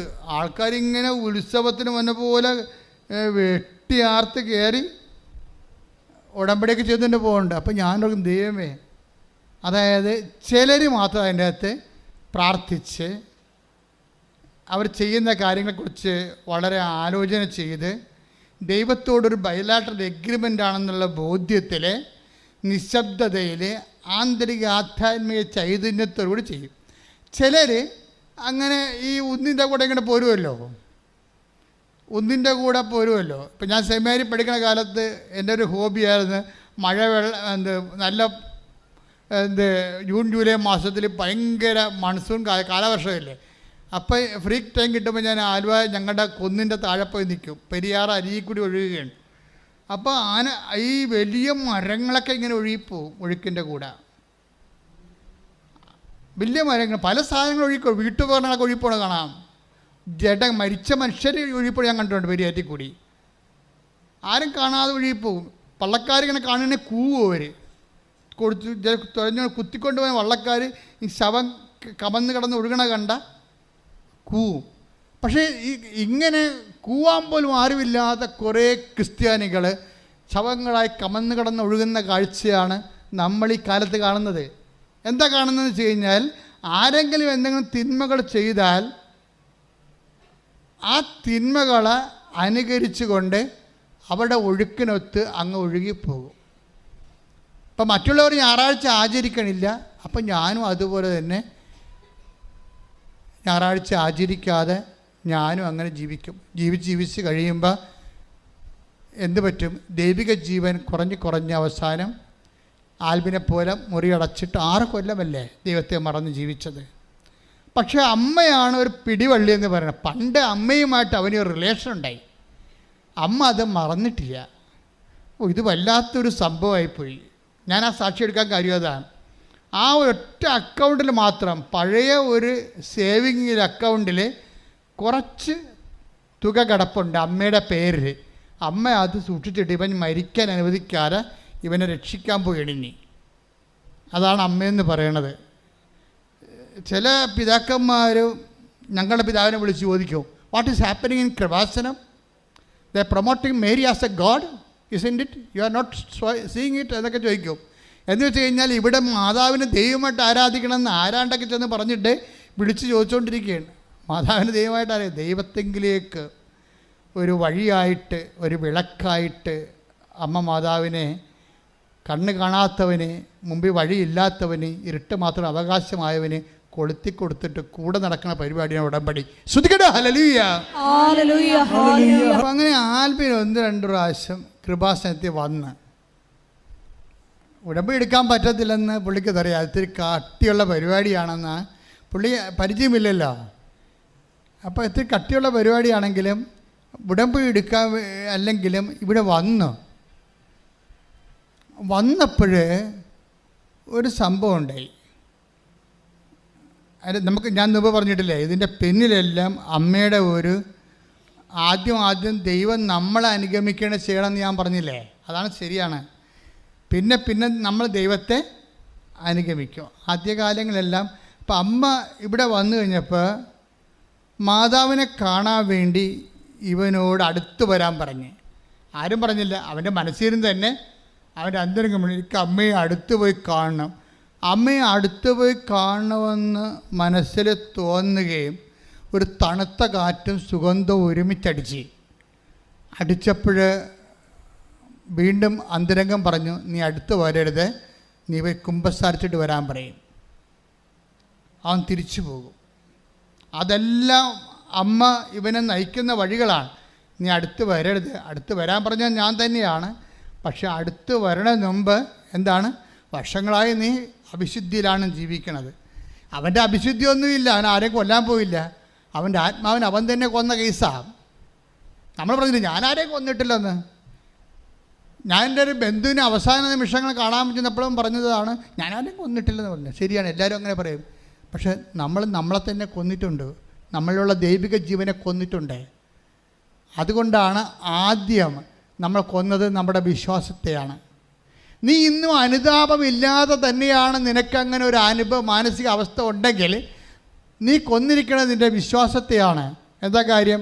വിശ്വാസവും അനുതാപവും ഏതാണ്ട് ഒരേ വാക്കുകൾ തന്നെയാണ്. അനുതാപം ഇല്ലെങ്കിൽ അതിൻ്റെ അർത്ഥം എന്താണ്?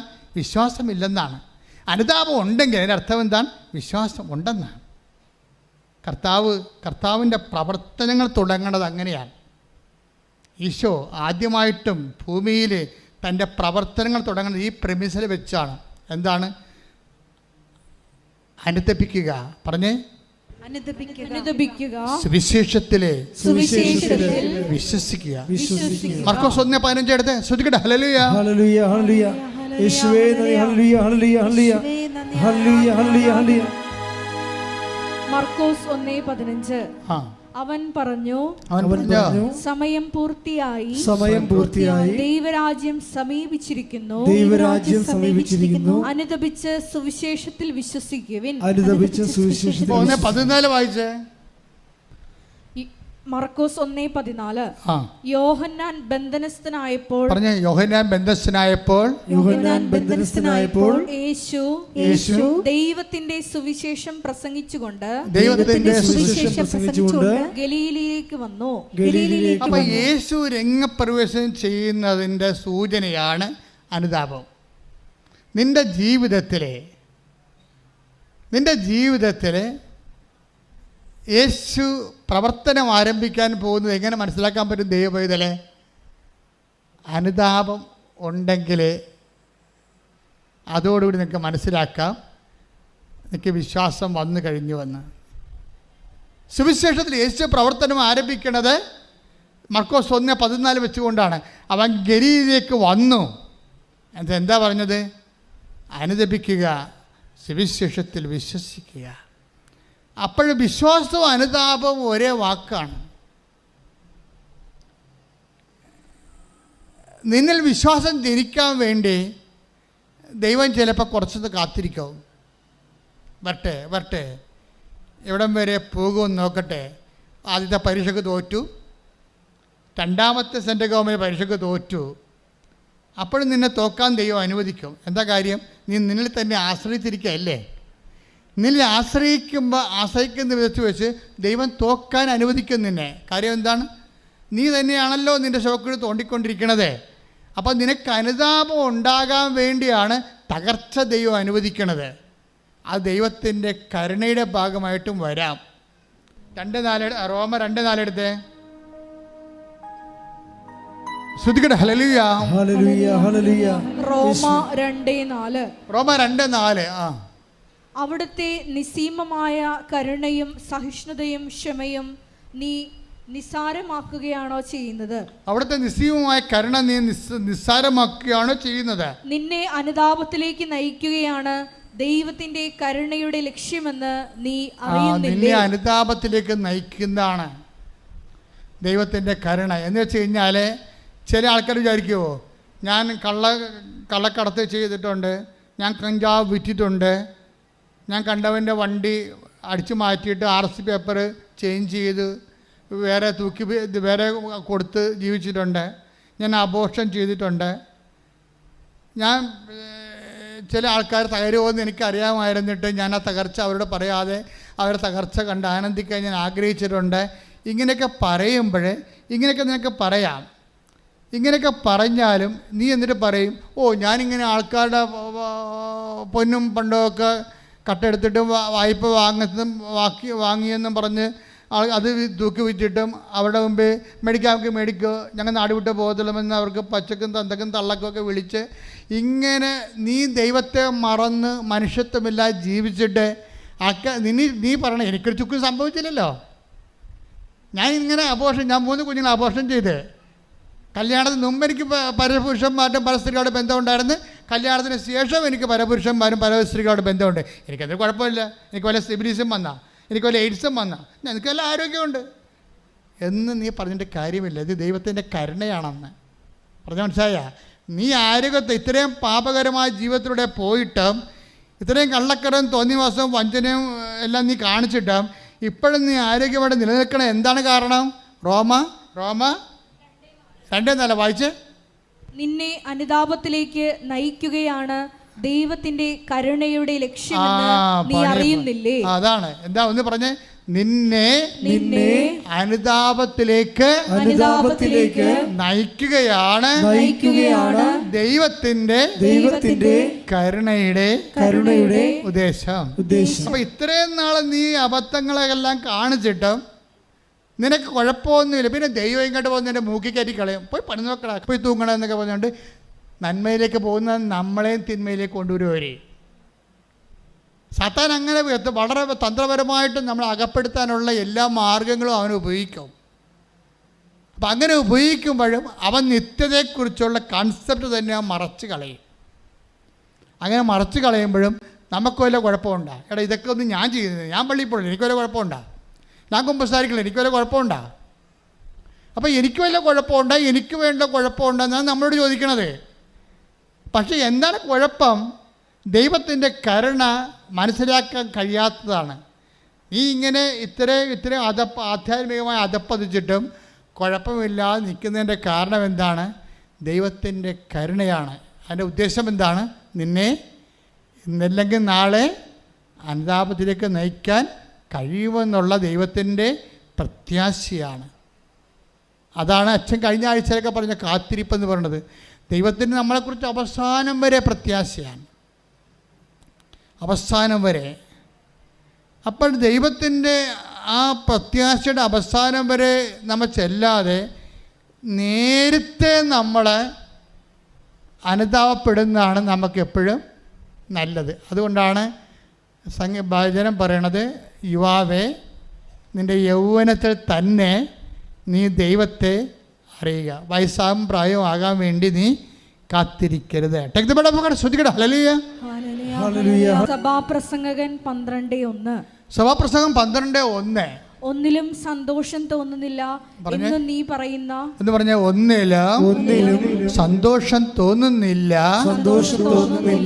എന്ന് നീ പറയുന്ന ദുർദിനങ്ങളും വർഷങ്ങളും ആഗമിക്കും മുമ്പേ യൗവനകാലത്ത് സൃഷ്ടാവിനെ സ്മരിക്കുക. ഒന്നിലും സന്തോഷം തോന്നുന്നില്ല എന്ന് പറയുന്ന ഒരു കാലമുണ്ടേ.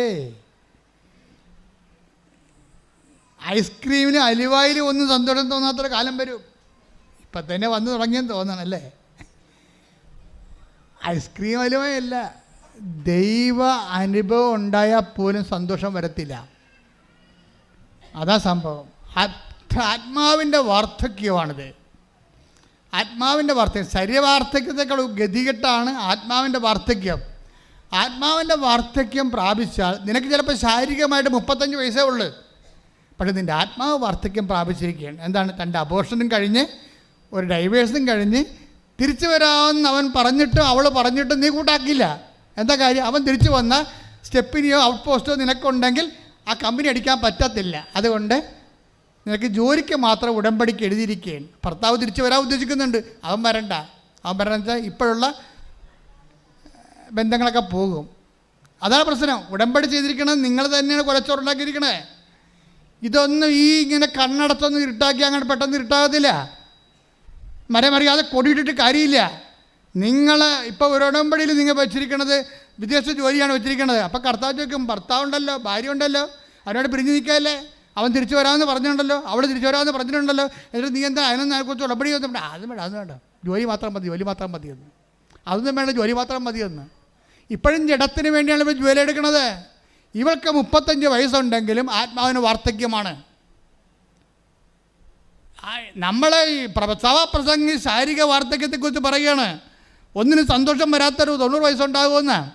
90 വയസ്സ് 35 വയസ്സുള്ളപ്പോഴും ആത്മാവിന് 90 വയസ്സുണ്ടാകുന്ന ഒരു പ്രതിഭാസം ഇവിടെ നിലനിൽക്കുന്നുണ്ട്. എന്ന് വെച്ചാൽ പാപത്തെ അതൊരു ആഡംബരമായി കണ്ടുകൊണ്ട്, ദൈവത്തെ അംഗീകരിക്കുന്നത് പോരായ്മയെ കണ്ടുകൊണ്ട്, ശ്രദ്ധിക്കട്ടെ, ഹല്ലേലൂയ. റോമ 1:29. യേശുവേ നന്ദി, hallelujah hallelujah hallelujah hallelujah hallelujah. യേശുവേ ആരാധന ആരാധന ആരാധന ആരാധന യേശുവേ ആരാധന. റോമ 1:28. റോമ 1:28. ദൈവത്തെ അംഗീകരിക്കുന്നത് പോരായ്മയായി അവർ കരുതിയത് നിമിത്തം. ഒന്ന് പറഞ്ഞേ, ദൈവത്തെ അംഗീകരിക്കുന്നത് പോരായ്മയായി അവർ കരുതിയത് നിമിത്തം അധമ വികാരത്തിനും അനുചിത പ്രവർത്തികൾക്ക് ദൈവം അവരെ വിട്ടുകൊടുത്തു. അടുത്ത വായിച്ചേ. അവർ എല്ലാ തരത്തിലുമുള്ള അനീതിയും ദുഷ്ടതയും അത്യാഗ്രഹവും തിന്മയും നിറഞ്ഞവരാണ്. അസൂയ, കൊലപാതകം, ഏഷണി, കലഹം, വഞ്ചന, പരദ്രോഹം എന്നിവയിൽ അവർ മുഴുകുന്നു. അടുത്ത വായിച്ചേ. അവർ പരദൂഷകരും ദൈവനിന്ദകരും ധിക്കാരികളും ഗർവിഷ്ഠരും പൊങ്ങച്ചക്കാരും തിന്മകൾ ആസൂത്രണം ചെയ്യുന്നവരും മാതാപിതാക്കളെ അനുസരിക്കാത്തവരും ബുദ്ധിഹീനരും അവിശ്വസ്തരും ഹൃദയശൂന്യരും കരുണയില്ലാത്തവരും ആയിത്തീർന്നു. ഇത്തരം കൃത്യങ്ങൾ ചെയ്യുന്നവർ മരണാർഹരാണ് എന്ന ദൈവകൽപ്പന അറിഞ്ഞിരുന്നിട്ടും അവർ അവ ചെയ്യുന്നു. മാത്രമല്ല അങ്ങനെ ചെയ്യുന്നവരെ അംഗീകരിക്കുകയും ചെയ്യുന്നു. അങ്ങനെ ചെയ്യുന്നവരെ നിങ്ങൾ ചെയ്യുക മാത്രമല്ല, അത് ചെയ്യാതിരിക്കുക മാത്രമല്ല, അങ്ങനെ ചെയ്യുന്നവരെ അംഗീകരിക്കുകയും ചെയ്യുന്നു. കർത്താവ് പറഞ്ഞ വാക്ക്, ആകാശം മാറിപ്പോകും. കാലങ്ങൾ, ആകാശം എന്ന് പറയുന്നത് ടൈമാണ്. Time is the measurement of movements. ചലനങ്ങളുടെ ആകത്തുകയും ഏകകവുമാണ് സമയം. ആകാശം അത് മാറിപ്പോകും. സമയം മാറാം, കാലങ്ങൾ മാറാം. ബൈബിൾ എഴുതിയ കാലത്തല്ല ഇപ്പം നമ്മൾ ജീവിക്കണമെന്ന് പറഞ്ഞുകൊണ്ടാണ് ഈ അണ്ണന്മാർ ഈ സ്വർഗ്ഗ ഭോഗികൾ ആശ്രമിച്ചിരിക്കുന്നത്. ബൈബിളിൻ്റെ കാലമല്ല ഇത് വേറെ കാലമാണ് എന്ന് പറഞ്ഞുകൊണ്ടാണ് തിന്മയ്ക്ക് ആശീർവാദം കൊടുത്തിരിക്കുന്നത്. അങ്ങനെ അംഗീകരിക്കുന്നവരെ കുറിച്ചാണ് പറയണത്.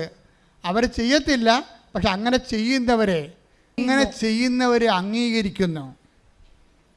അത് നിങ്ങളുടെ വിഷയത്തിൽ നിങ്ങളെ പകുതി മനുഷ്യർ, ഞാൻ ഈ ആൾക്കാരെ നിൽക്കുമ്പോൾ എനിക്ക് മനസ്സിലായൊരു സത്യം, പാപം ഡയറക്റ്റ് ചെയ്യുന്നവരെക്കാൾ പാപികളായുടെ എണ്ണം കൂടിയിരിക്കുന്നത് അംഗീകരിക്കുന്ന ആൾക്കാരിലാണ്.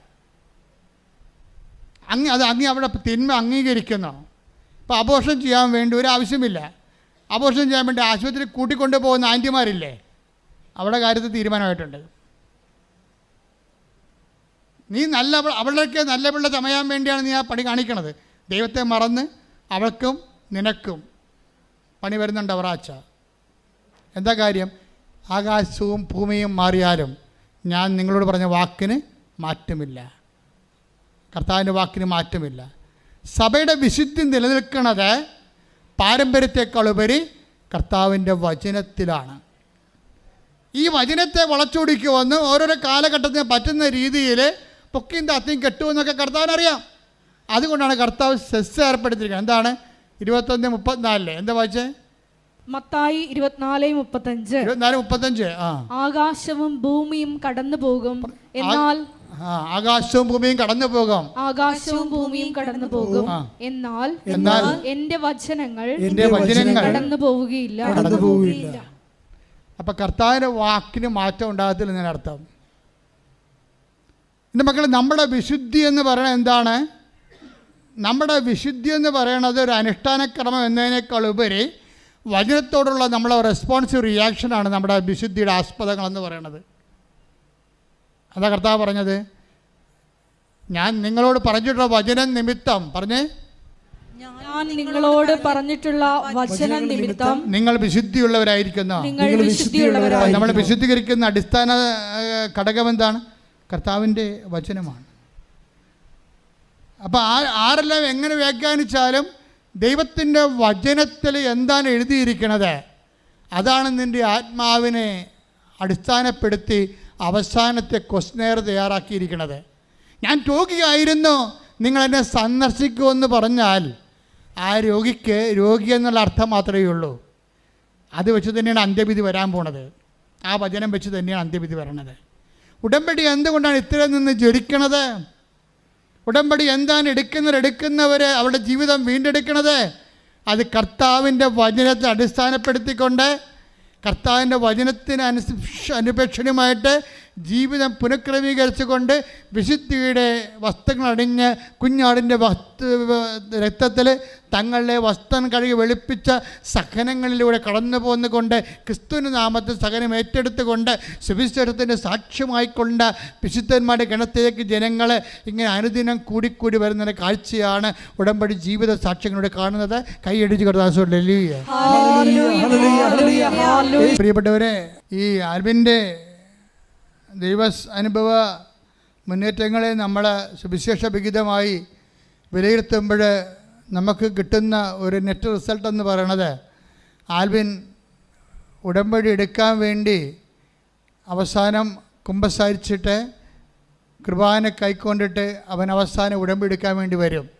കാര്യം എന്താണ്? ആദ്യം ദൈവം അവനെ അനുഗമിക്കാൻ തുടങ്ങി. ഇപ്പോഴെന്നാ പറ്റിയിരിക്കണത്? ദൈവത്തെ അവൻ അനുഗമിക്കാൻ തുടങ്ങി. മതി കണ്ട, കാലാവസ്ഥ മതി കണ്ട. അങ്ങനെ വന്നപ്പോൾ അവൻ ഉടമ്പടി എടുത്തു.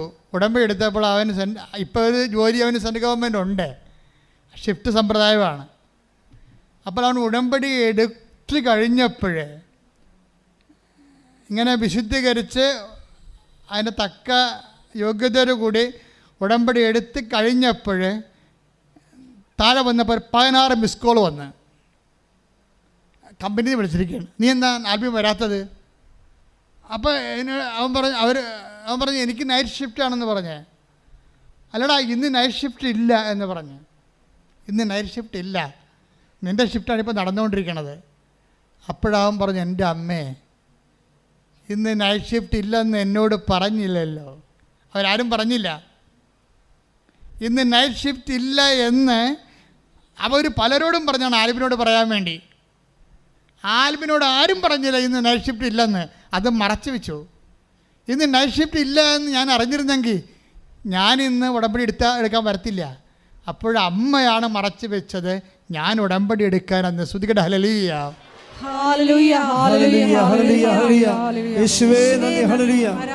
എന്ത് രസമാണെന്നറിയാം സാക്ഷ്യം കേൾക്കാൻ. അതായത് നമ്മളെ ഉടമ്പടിപ്പിക്കാൻ വേണ്ടി നമ്മളെ അറിയിക്കേണ്ട ചില കാര്യങ്ങളെ അറിയിക്കാതെ സംരക്ഷിച്ചുകൊണ്ട് എങ്ങനെ ഭയങ്കര സൂക്ഷ്മ സംരക്ഷണം. മക്കളെ, ഞാൻ പറഞ്ഞു, യു ആർ ഇൻ സർവൈലൻസ്. അതായത് നിങ്ങൾ നിരീക്ഷണത്തിലാണ് അമ്മയുടെ, വേറെ ആരുടെയുമല്ല, അമ്മയുടെ നിരീക്ഷണത്തിലാണ്. നിങ്ങൾക്ക് കടമുണ്ടെന്നും രോഗമാണെന്നും ജോലിയില്ലെന്നും നിങ്ങളുടെ മനസ്സ് തിളച്ചുകൊണ്ടിരിക്കുന്ന മുറിവേറ്റതാണെന്നും എല്ലാം അമ്മയ്ക്കറിയാം. നിങ്ങൾ താങ്ങിപ്പിടിച്ച് ഇവിടെ കൊണ്ടുവന്നിരിക്കുന്നത് നിങ്ങളെ സന്ധിക്കാനാണ്. നിങ്ങൾ കുതറരുത്. കുതറിപ്പോയിട്ട് ചില ആൾക്കാർ ഉടമ്പടി എടുക്കും, എന്നിട്ട് പോയി ഉടമ്പടി ഇല്ലാതെ ജീവിക്കും. അതാണ് പ്രശ്നം. ഉടമ്പടി ഇവിടെ വന്നിങ്ങനെ ഏതാണ്ട് കൊണ്ടുവന്ന് കെട്ടിത്താത്തുന്ന പരിപാടിയാണ് ഉടമ്പടി എന്നാണ് ആരാണ്ട് പെരിച്ചാഴികൾ പറഞ്ഞ് തെറ്റിദ്ധരിച്ചിരിക്കുന്നത്. അത് ആ തീ കൊണ്ട് ഈ ചേന വേഗത്തില്ല. പുറത്തിറങ്ങി മര്യാദയ്ക്ക് ഉടമ്പടി പ്രകാരം നമ്മൾ ദൈവസ്നേഹത്തോടു കൂടി സുവിശേഷ വേല ചെയ്യണം, പരിശുദ്ധ പ്രവർത്തനം ചെയ്യണം, രോഗി സന്ദർശനം ചെയ്യണം. അപ്പോൾ ആൽബിന് ഇതിലെല്ലാം തയ്യാറായി. കാര്യം ഉടമ്പടി എനിക്ക് ഷിഫ്റ്റ് ഉണ്ടായിട്ടും ഷിഫ്റ്റ് ഇല്ലാഞ്ഞ കാര്യം അമ്മ എന്നോട് പറയാതെ എന്നെക്കൊണ്ട് ഉടമ്പടി എടുപ്പിച്ചില്ലേ. അപ്പോൾ അമ്മ എൻ്റെ കൂടെ ഉണ്ടെന്നാണ് ആൽബിൻ പിന്നെ ധരിച്ചത്. ആൽബിൻ പുറത്തു പോയി കഴിഞ്ഞ് ഞാൻ എവിടെയാണ് രോഗികളെ കാണാൻ പോകേണ്ടതെന്ന് അമ്മയോട് ചോദിച്ചു. ഞാൻ എവിടെയാണ് ഈ രോഗികളെ പോയി കണ്ടിട്ട് അവരെ ശുശ്രൂഷിക്കേണ്ടത്? അപ്പോൾ അമ്മ പറഞ്ഞ് നിൻ്റെ നാട്ടിൽ തന്നെ ഉണ്ടെന്ന് പറഞ്ഞു. അപ്പോഴവൻ ആ തിരക്കി പിടിച്ച് ആ രോഗിയെടുത്ത് ചെന്ന് ആ രോഗികളെ ശുശ്രൂഷിക്കുന്ന ഒരു ആലയമുണ്ട്. അവിടെ ചെന്ന് കുറേ രോഗികളെയൊക്കെ നോക്കുകയും അവർക്ക് വേണ്ടതൊക്കെ വാങ്ങിച്ചു കൊടുക്കുകയും ശുശ്രൂഷയൊക്കെ ചെയ്തപ്പോൾ അവൻ വിചാരിച്ചേടെ എൻ്റെ ശമ്പളത്തിൻ്റെ ദശാംശം ഉണ്ടല്ലോ, ഈ മാസത്തെ ശമ്പളം ഞാൻ ഈ സ്ഥാപനത്തിന് കൊടുക്കാം എന്നവൻ ചിന്തിച്ച് ഈ മാസത്തെ ശമ്പളം ഈ സ്ഥാപനത്തിന് കൊടുക്കാമെന്ന് ആൽബം ചിന്തിച്ചപ്പോൾ പിന്നെ അവൻ ഇടയ്ക്കിടയ്ക്ക് അമ്മയെ കാണാൻ വേണ്ടി മാത്രം വരുമ്പോൾ അമ്മയോട് പറഞ്ഞു, അമ്മേ ഞാൻ ഈ മാസത്തെ ശമ്പളം കൊടുക്കാമെന്ന് പറഞ്ഞിട്ടുണ്ട് ആ ശമ്പളത്തിന്, പക്ഷേ എനിക്ക് അമ്മ പറഞ്ഞു തരണം, ഞാൻ കൊടുക്കണം, ഞാൻ കഷ്ടപ്പെട്ട് പണിയണ കാശാണ്, അത് അവർ പുട്ടടിക്കുമോ എന്ന് ചോദിക്കണം. എന്നുവെച്ചാൽ അവിടുത്തെ ബ്രദർ പുട്ടടിക്കുമോ എന്ന് അത് നേരെ വന്ന് ചോദിച്ചിരിക്കണം. പക്ഷേ അവിടുത്തെ ബ്രദർ ആ രോഗികളെ നോക്കുന്നവൻ്റെ അടുത്താണ് ഞാൻ കാശ് കൊടുക്കാൻ പോണത്, അവരെൻ്റെ കാശ് വാങ്ങിച്ച് അയാൾ സ്വന്തമായിട്ട് കുടുംബത്തിന് വേണ്ടി പുട്ടടിക്കുമോ അമ്മ പറയണം, എന്നാൽ ഞാൻ കൊടുക്കത്തുള്ളൂ എന്നാണ്. അവനിങ്ങനെ ആ ഒരു ടൈപ്പാണ്. അപ്പോൾ ഒരു ദിവസം ഇത് അമ്മയോട് ഇങ്ങനെ പറഞ്ഞ് അവൻ ഇറങ്ങുമ്പോൾ പെട്ടെന്നൊരു പഴയ തണുത്ത കാറ്റും മുല്ലപ്പൂവും അടിച്ചുകൊണ്ട് കയറി. അവൻ തിരിഞ്ഞു നോക്കുമ്പോൾ ആ ബ്രദർ അവിടെ നിൽക്കണം. Praise the Lord. അപ്പം തന്നെ ആ കാശെടുത്ത് അങ്ങോട്ട് കൊടുത്ത്. അമ്മയുടെ രീതി അതാ. നീ പറഞ്ഞ വിഷമിക്കേണ്ട, അവൻ പുട്ടടിക്കത്തില്ല, അവനെ കൊണ്ട് ഞാൻ ഇവിടെ നിർത്തിയിട്ടുണ്ട്, നീ ഇങ്ങനെയൊക്കെ കോപ്പറേറ്റ് തരം പറയാമെന്ന് എനിക്കറിയാം. അതുകൊണ്ട് എന്ത് രസമാണ് ഇതൊക്കെ കേൾക്കാൻ, നമ്മൾ ഞെട്ടിപ്പോകും. അതായത് നമ്മൾ മാത്രമേ മാതാവിനൊരു മകളുള്ളൂ, ഈ ഭൂമി നമുക്ക് മാത്രമേ പ്രശ്നമുള്ളൂ. നമ്മൾ ദൈവത്തോട് സത്യസന്ധമായിട്ട് ഇടപെടുമ്പോൾ ദൈവം അനുനിമിഷം നമ്മുടെ ഓരോ ചെയ്വനകളും ഓരോ മൂവ്മെൻറ്റ്സും, അപ്പം നീ മൂവ് ചെയ്യണത് എനിക്കറിയാവുന്നല്ലേ പറയണത് അല്ലേ? 139 സങ്കീർത്തനം എന്താ പറയണത്? Take the word of God. ശ്രദ്ധിക്കട്ടെ. Hallelujah hallelujah hallelujah hallelujah. യേശുവേ നന്ദി. Hallelujah hallelujah hallelujah hallelujah hallelujah. യേശുവേ ആരാധന ആരാധന. 139 സങ്കീർത്തനം 2-ാം തിരുവചനം. ഞാൻ ഇരിക്കുന്നതും എഴുന്നേൽക്കുന്നതും അവിടുന്ന് അറിയുന്നു. ഞാൻ ഇരിക്കുന്നതും എഴുന്നേൽക്കുന്നതും അവിടുന്ന് അറിയുന്ന. എന്റെ വിചാരങ്ങൾ അവിടുന്ന് അകലെ നിന്ന് മനസ്സിലാക്കുന്നു. എന്റെ വിചാരങ്ങൾ അവിടുന്ന് അകലെ നിന്ന് മനസ്സിലാക്കുന്നു. എന്റെ നടപ്പും കിടപ്പും അങ്ങ് പരിശോധിച്ചറിയുന്നു. നടപ്പും കിടപ്പും അങ്ങ് പരിശോധിക്കുന്നു. എന്റെ മാർഗങ്ങൾ അങ്ങേക്ക് നന്നായി അറിയാം. എന്റെ മാർഗങ്ങൾ നന്നായി അറിയാം. ഒരു ചിന്ത, take the word of God. ഒരു വാക്ക് എന്റെ നാവിലെത്തുന്നതിന് മുമ്പ് തന്നെ, കർത്താവേ അത് അവിടുന്ന് അറിയുന്നു. കർത്താവേ അങ്ങ് അവിടുന്ന് അറിയുന്നു. അതായത് ഒരു ചിന്ത എൻ്റെ ഉള്ളിൽ വരുന്ന മുമ്പ് തന്നെ നീ എന്താണ് മനസ്സിൽ ഓർക്കണത് അതിനെല്ലാം നിന്നോട് മറുപടി പറഞ്ഞുകൊണ്ടിരിക്കുന്ന, നിന്റെ കൂടെ സഞ്ചരിക്കണ ദൈവം. ഉടമ്പടിയിലല്ലാതെ ഇത്രയും കൃത്യമായിട്ട് ഞാൻ ആരിലും ഇന്നുവരെ എൻ്റെ വ്യക്തിപരമായ അനുഭവത്തിൽ ദൈവത്തെ അനുഭവിച്ച് ഞാൻ കണ്ടിട്ടില്ല. അത്രക്ക് ഭയങ്കരമായ രീതിയിലാണ് ദൈവം സത്യസന്ധമായ ഉടമ്പടി ജീവിതക്കാരോട് ദൈവം ഇൻട്രാക്ട് ചെയ്യുന്ന രീതികൾ. അതിനുശേഷം അവന് പരീക്ഷ 19-3-22 പരീക്ഷ എഴുതി വെച്ചാണ് ഉടമ്പടി എടുക്കുന്നത്. 22 പരീക്ഷയുടെ അവസ്ഥ ഭയങ്കരമാണ്. 22 പരീക്ഷ സെൻട്രൽ ഗവൺമെൻറ് പരീക്ഷ എഴുതിയിട്ടാണ് വന്ന് ഉടമ്പടി എടുക്കുന്നത്. പരീക്ഷയ്ക്ക് പൊട്ടിപ്പോയി, എഴുതി പൊട്ടി. പരീക്ഷ പൊട്ടിയിട്ടില്ല, റിസൾട്ട് വന്നിട്ടില്ല. പക്ഷേ എഴുതിയപ്പോൾ തന്നെ മനസ്സിലായി ഇതിൽ നിന്നൊന്നും കിട്ടാൻ പോണില്ല. പക്ഷേ ഞാൻ തോറ്റാലും കുഴപ്പമില്ല, ഞാൻ ജയിച്ചിരിക്കണം. കാര്യം എന്താണ്? അമ്മ എൻ്റെ കൂടെ സഞ്ചരിക്കണമെന്ന്. അതാണ് പ്രശ്നം. പരീക്ഷ തോറ്റ്, പരീക്ഷ എഴുതി, പക്ഷേ റിസൾട്ട് വന്നിട്ടില്ല. പക്ഷേ പൊട്ടപ്പരീക്ഷയായിരുന്നു, റിസൾട്ട് വന്നിട്ടില്ല. പക്ഷെ തോറ്റാലും എനിക്കത് ഫീലില്ല. എന്താ കാര്യം? അമ്മയെ ഞാൻ അറിഞ്ഞല്ല, കണ്ടല്ല, എൻ്റെ കൂടെ അമ്മ സന്തോഷം എൻ്റെ കൂടെ സഞ്ചരിക്കുന്നുണ്ടല്ല. ആധ്യാത്മികമായ ആന്തരിക അഭിഷേകത്തിലെ തകർച്ചകളെ അതിജീവിച്ചുകൊണ്ട് ഇവൻ അങ്ങനെ പോവുകയാണ്. എന്നിട്ട് വരാൻ പോണ തകർച്ചയെ പോലും അവൻ മുൻകൂട്ടി അതിജീവിച്ചുകൊണ്ടുള്ള ഒരു ആത്മശക്തി ഇവന് ലഭിച്ചിരിക്കുകയാണ്. ഇതാണ് ആത്മശക്തി എന്ന് പറയുന്നത്. അതായത് തോറ്റാനിക്ക് പ്രശ്നമില്ലെന്നൊക്കെ പറഞ്ഞ ആ ഒരു വകുപ്പിലാണ്. എന്തൊരു അനുഭവമാണെന്ന് ചോദിക്കുക നിങ്ങൾ. എന്നിട്ട് പക്ഷെ അങ്ങനെയല്ല. അമ്മ എന്തു ചെയ്യും? അമ്മ ഇവനോട് പറയും, ഇനി നീ വാങ്ങിച്ച ഒരു കെട്ട് പത്രം വാങ്ങിച്ച് പരീക്ഷ പ്രവർത്തനം ചെയ്യാൻ ഇവന് പ്രയാസമുണ്ടായിരുന്നു. അവൻ ഇപ്പോൾ 5 കെട്ട് പത്രം മേടിച്ച് പരീക്ഷ പ്രവർത്തനം ചെയ്തിട്ട് 10 പത്രം വീട്ടിൽ ഇരിപ്പുണ്ട്. അപ്പോൾ അമ്മ പറയും, റിസൾട്ട് വരാനായി, പത്രം 10 വീട്ടിൽ ഇരിപ്പുണ്ടെന്ന് പറയും. എന്ത് രസമായി സാക്ഷ്യം കേൾക്കാമെന്ന് പറയാം. മറ്റേ നീ തോക്കുമെന്ന് പറഞ്ഞ പരീക്ഷയില്ലേ, അതിന് റിസൾട്ട് അടുത്ത ദിവസം വരും. പക്ഷേ നിൻ്റെ പരീക്ഷ പ്രവർത്തനത്തിന് 10 പത്രം എക്സ്ട്രാ വീട്ടിൽ ഇരിപ്പുണ്ടെന്ന് പറയും. ഉടനെ ഇവൻ പരവേശം എടുത്തിട്ട് ആ 10 പത്രം കൊണ്ടുപോയി എല്ലാവർക്കും കൊടുക്കണമല്ല. ഇവൻ പത്രമായിട്ട് പുറത്തിറങ്ങുമ്പോഴുണ്ട് ഈ പരന്താർക്കണ പോലെ വന്ന ആൾക്കാർ പത്രം മേടിച്ചുകൊണ്ട് പോകും. അപ്പോൾ ഇതൊരു പുതിയ കാലമാണ്. ഒരു പത്രം കൊടുക്കാൻ ഞാൻ എന്തുമാത്രം കഷ്ടപ്പെട്ടു. ഇന്ന് പത്രം എന്ന് പറയുമ്പോൾ ആൾക്കാർ ആർത്താർത്ത് വന്ന് വാങ്ങിച്ചുകൊണ്ട് പോവുകയാണ്. അത് വല്ലാത്തൊരു അനുഭവമാണ് അവന് പത്രം കൊടുത്തു തീർന്ന് അപ്പോഴുണ്ട് അവൻ്റെ ബർത്ത്ഡേക്ക് അമ്മയോട് പറഞ്ഞു, അമ്മ ബർത്ത്ഡേയാണ് വരണത് കേട്ടാന്ന് പറഞ്ഞു. അപ്പോൾ അത് തിരിച്ച് പറയാം, പത്രം കൊടുത്തേ എൻ്റെ ബർത്ത്ഡേ വരുന്നുണ്ടെന്ന് പറയും. അപ്പോൾ ബർത്ത്ഡേ അന്ന് തന്നെ റിസൾട്ട് വന്ന് അവൻ പാസ്സായി. ഞാൻ പറഞ്ഞത് ഒരാളിങ്ങനെ സഞ്ചരിക്കുന്ന വഴികൾ കണ്ടില്ലേ, പിന്നെ ഉടനെ ടെസ്റ്റിന് വിളിക്കും. ടെസ്റ്റിന് വിളിക്കുമ്പോൾ സർട്ടിഫിക്കറ്റ് വെരിഫിക്കേഷൻ ടെസ്റ്റിന് വിളിക്കും. പിന്നെ വേറെ ടെസ്റ്റൊക്കെ ഉണ്ടായിരുന്നു. ആ ടെസ്റ്റിന് മെഡിക്കലും ഓരോ കാര്യപരിപാടിയൊക്കെ ടെസ്റ്റൊക്കെ ഉണ്ടല്ലോ. ആ ടെസ്റ്റിന് അവൻ പറയണത് 1 മണിക്കൂറാണ് എനിക്ക് ടെസ്റ്റിനുള്ളത്, പക്ഷേ എനിക്ക് 1.5 മണിക്കൂർ ഉണ്ടായാലും ചെയ്യാൻ പറ്റത്തില്ല. പക്ഷേ 40 മിനിറ്റ് കൊണ്ട് ഞാനത് ചെയ്ത് മാറ്റി. അതായത് അവിടെയും ടൈം ഷോർട്ടണിങ് എന്നാണ് അവൻ പറയുന്നത്. ടൈം ഷോർട്ടണിങ് അവർ തന്നെ വ്യാഖ്യാനിക്കണം അവരുടെ ജീവിതാനുഭവങ്ങളെ.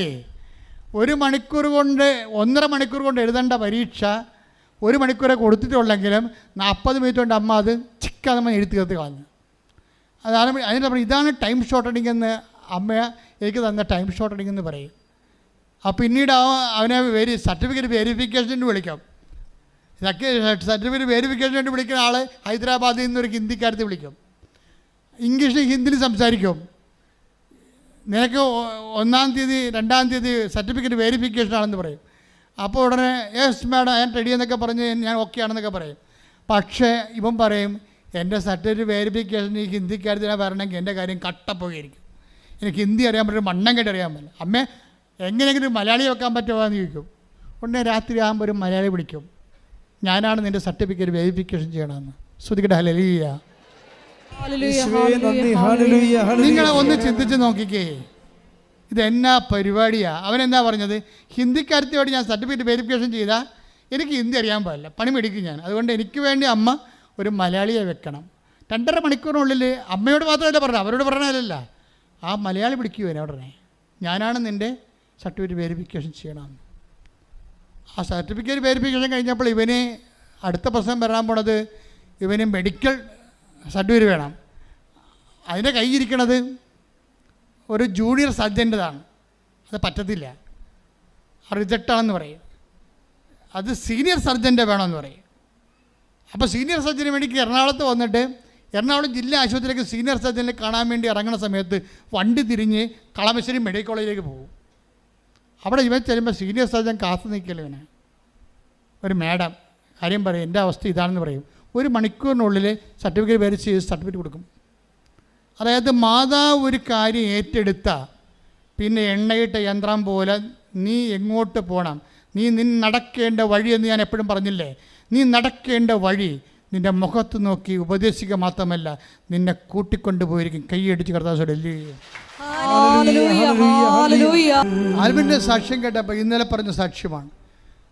തകർന്നരിപ്പണമായി തോറ്റ് തുന്നമ്പാടി ഒരു സൈക്കോളജിസ്റ്റിനെ തിരക്കിയ മനുഷ്യൻ, ഒരു മാനസിക ചികിത്സാവിദഗ്ധനെ തിരക്കിയ ആളെ അമ്മ അവിടുന്ന് പൊക്കിയെടുത്ത് കൊണ്ടുവന്ന് കേന്ദ്ര ഗവൺമെൻറ് ഉദ്യോഗസ്ഥനാക്കുന്ന ഒരു വഴിയില്ലേ, ആ വഴിയാണ് ഉടമ്പടി എന്ന് പറയണത്. എഴുന്നേൽക്കുക, എല്ലാവരും എഴുന്നേൽക്കട്ടെ, ശ്രുതിക്കട്ടെ ഹല്ലേലൂയ. Hallelujah hallelujah hallelujah. ആരാധന ആരാധന. വലിയ വചന വെളിപാടുകൾക്ക് നന്ദി പറയുന്നു. Hallelujah hallelujah. യേശുവേ ആരാധന. ഹല്ലേലൂയ. എൻ്റെ മക്കളെ കൈകൾ രണ്ടും വിടർത്തി വെക്കുക. കർത്താവിൻ്റെ വിശുദ്ധ രക്തം കൈകളിലേക്ക് തളിക്കാൻ വേണ്ടി പ്രാർത്ഥിക്കുന്നു. അച്ഛൻ നിങ്ങൾ സ്തുതിച്ചുകൊണ്ടിരിക്കട്ടെ. കർത്താവേ, നിൻ്റെ വിശുദ്ധമായ രക്തം അങ്ങനെ മക്കളുടെ കൈകളിലേക്ക് തളിക്കണമേ. ഓൺലൈനിൽ പ്രാർത്ഥിക്കുന്നവരോ തീർത്ഥാടനത്തിൽ പ്രാർത്ഥിക്കുന്നവരുടെ മേലെ കർത്താവിൻ്റെ രക്തം പടരട്ടെ എന്ന് പ്രാർത്ഥിക്കുന്നു. കൈകളെ വിശുദ്ധീകരിക്കണമേ കർത്താവേ.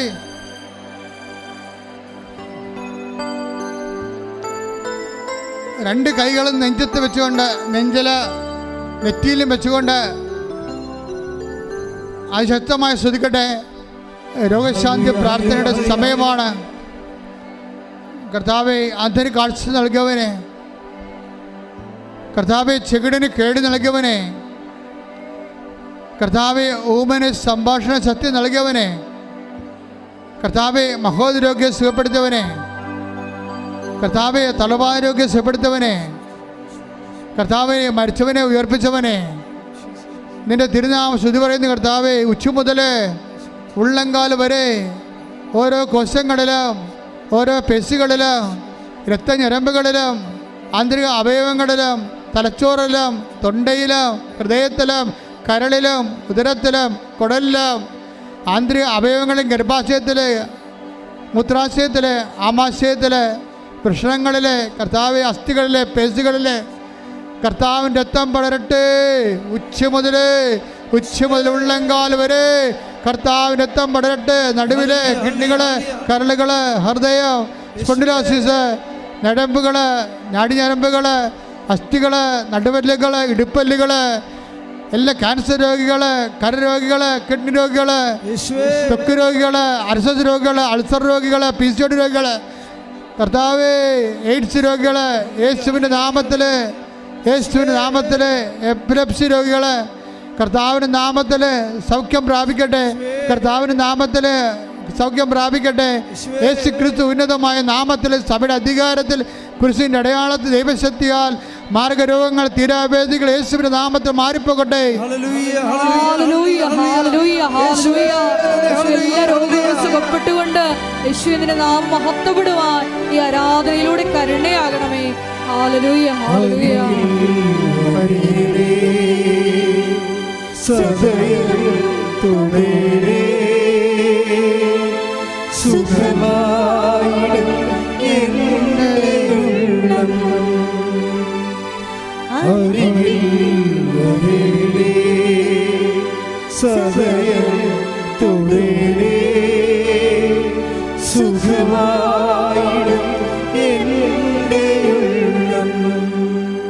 കൈകൾ നെഞ്ചത്ത് വെച്ച് വിശ്വാസ പ്രമാണം ചെയ്തുകൊണ്ട് നിൽക്കട്ടെ.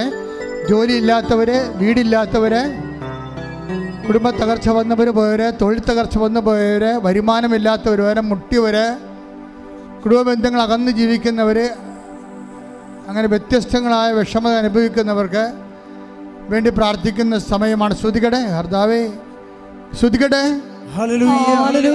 കർത്താവിൻ്റെ ഉന്നതമായ നാമത്തിന് സ്വന്തം ചെയ്യുന്ന കർത്താവേ, കർത്താവിൻ്റെ വിശുദ്ധ പൗരോഹിത്യത്തെ മഹത്വപ്പെടുത്തുന്ന കർത്താവേ, കർത്താവ് സഭയിലുള്ള സാന്നിധ്യം പ്രകടമാക്കണ കർത്താവേ, ജോലിയില്ലാത്തവർ സമർപ്പിച്ച് പ്രാർത്ഥിക്കുന്ന കർത്താവേ, വീടില്ലാത്തവർ സമർപ്പിച്ച് പ്രാർത്ഥിക്കുന്ന കർത്താവേ, മക്കൾ അകലങ്ങളിലുള്ളവർ വിദേശത്ത് പോകാൻ വേണ്ടി പ്രാർത്ഥിക്കുന്നുണ്ട് കർത്താവേ, അവിടെ ജോലിയില്ലാതെ വിഷമിക്കുന്നുണ്ട് കർത്താവേ, പാർട്ട്-ടൈം ജോലി കിട്ടാത്തവരുണ്ട് കർത്താവേ, അവിടെ അഡ്മിഷൻ ഇപ്പോൾ വെക്കാത്തവരുണ്ട് കർത്താവേ, ഈശോ കർത്താവ് ബാങ്ക് ലോൺ പാസ്സാകാത്തവരുണ്ട് കർത്താവേ, വീട്, മറ്റു തരത്തിലുള്ള നാട്ടിലുള്ള ജോലികൾ, സംസ്ഥാന ജോലികൾ, PSC ജോലികൾ, UPSC ജോലികൾ, കർത്താവെ ഓരോരോ ജോലികൾക്ക് വേണ്ടി, സ്വകാര്യ ജോലികൾക്ക് വേണ്ടി ഒക്കെ അന്വേഷിക്കുന്നവർ, ആശ്രയിക്കുന്നവർ, പഠിച്ചിട്ടുള്ളവർ, അതിനുവേണ്ടി കാത്തിരിക്കുന്നവർ, പരീക്ഷ കഴിഞ്ഞവർ, ഇൻ്റർവ്യൂ, ടെസ്റ്റ്, അതുപോലെ തന്നെ പലതരത്തിലുള്ള വിസ ലഭിക്കാത്തവർ, PR കിട്ടാത്തവർ, ഗ്രീൻ കാർഡ് കിട്ടാത്തവർ, ഈശോ ഇങ്ങനെ ഓരോരോ വിഷമങ്ങൾക്ക് വേണ്ടി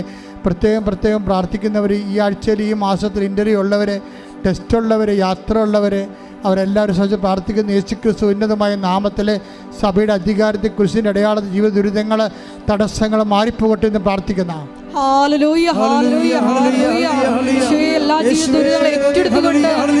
നാമം ഈ ആരാധനയിലും മഹത്വപ്പെടുത്തണമേ എന്ന് പ്രാർത്ഥിക്കുന്നു. ഞങ്ങളെ സാക്ഷികളാക്കി ഉയർത്തണമേ എന്ന് പ്രാർത്ഥിക്കുന്നു.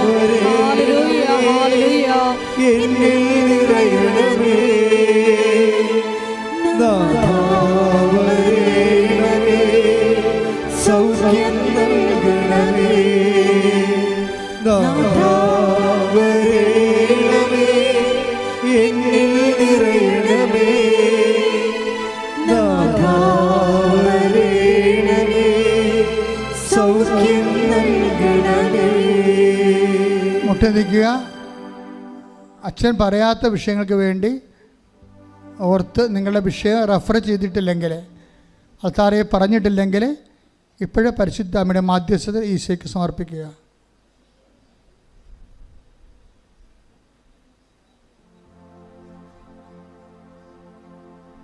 ഒരിക്കൽ കൂടി മരിയൻ ഉടമ്പടിയിൽ സമർപ്പിച്ചിരിക്കുന്ന എല്ലാ വിഷയങ്ങളും ദേവമാതാവിൻ്റെ മധ്യസ്ഥയിൽ ദിവ്യകാരുണ്യ സന്നിധിയിൽ സമർപ്പിച്ച് നമുക്കൊരു നിമിഷം മൗനമായിട്ട് പ്രാർത്ഥിക്കാം. നോമ്പിൻ്റെ ഈ കാലയളവിൽ അനുദപിച്ച് പൂർണ്ണമായി സുവിശേഷത്തിൽ വിശ്വസിച്ച് നിന്നിലേക്ക് തിരിയുവാൻ ഈശോയെ ഇന്നത്തെ ആരാധന ഉടമ്പടി വചനങ്ങൾ ഞങ്ങളെ പ്രത്യേകമായി സഹായിക്കണമേ, ഞങ്ങളെ അഭിഷേകത്താൽ നിറയ്ക്കണമേ എന്ന് പ്രാർത്ഥിച്ചുകൊണ്ട് ശിരസ് നമിച്ച് നമുക്ക് ദിവ്യകാരുണ്യനാഥൻ്റെ ആശീർവാദം സ്വീകരിക്കാം.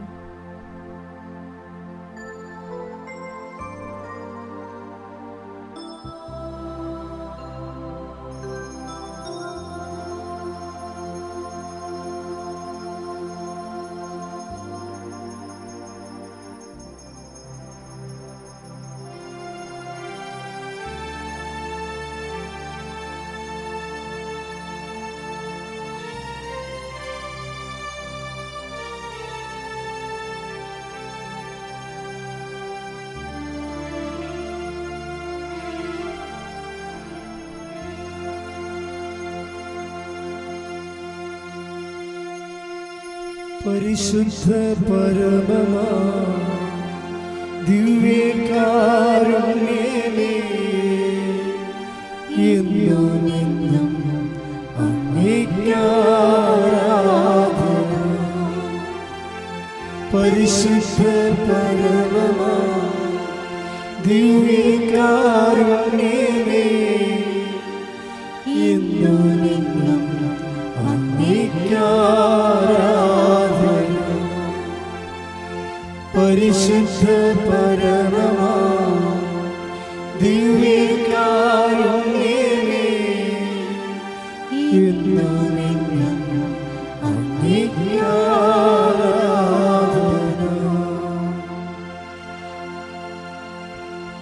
ആവേ ആവേ ആവേ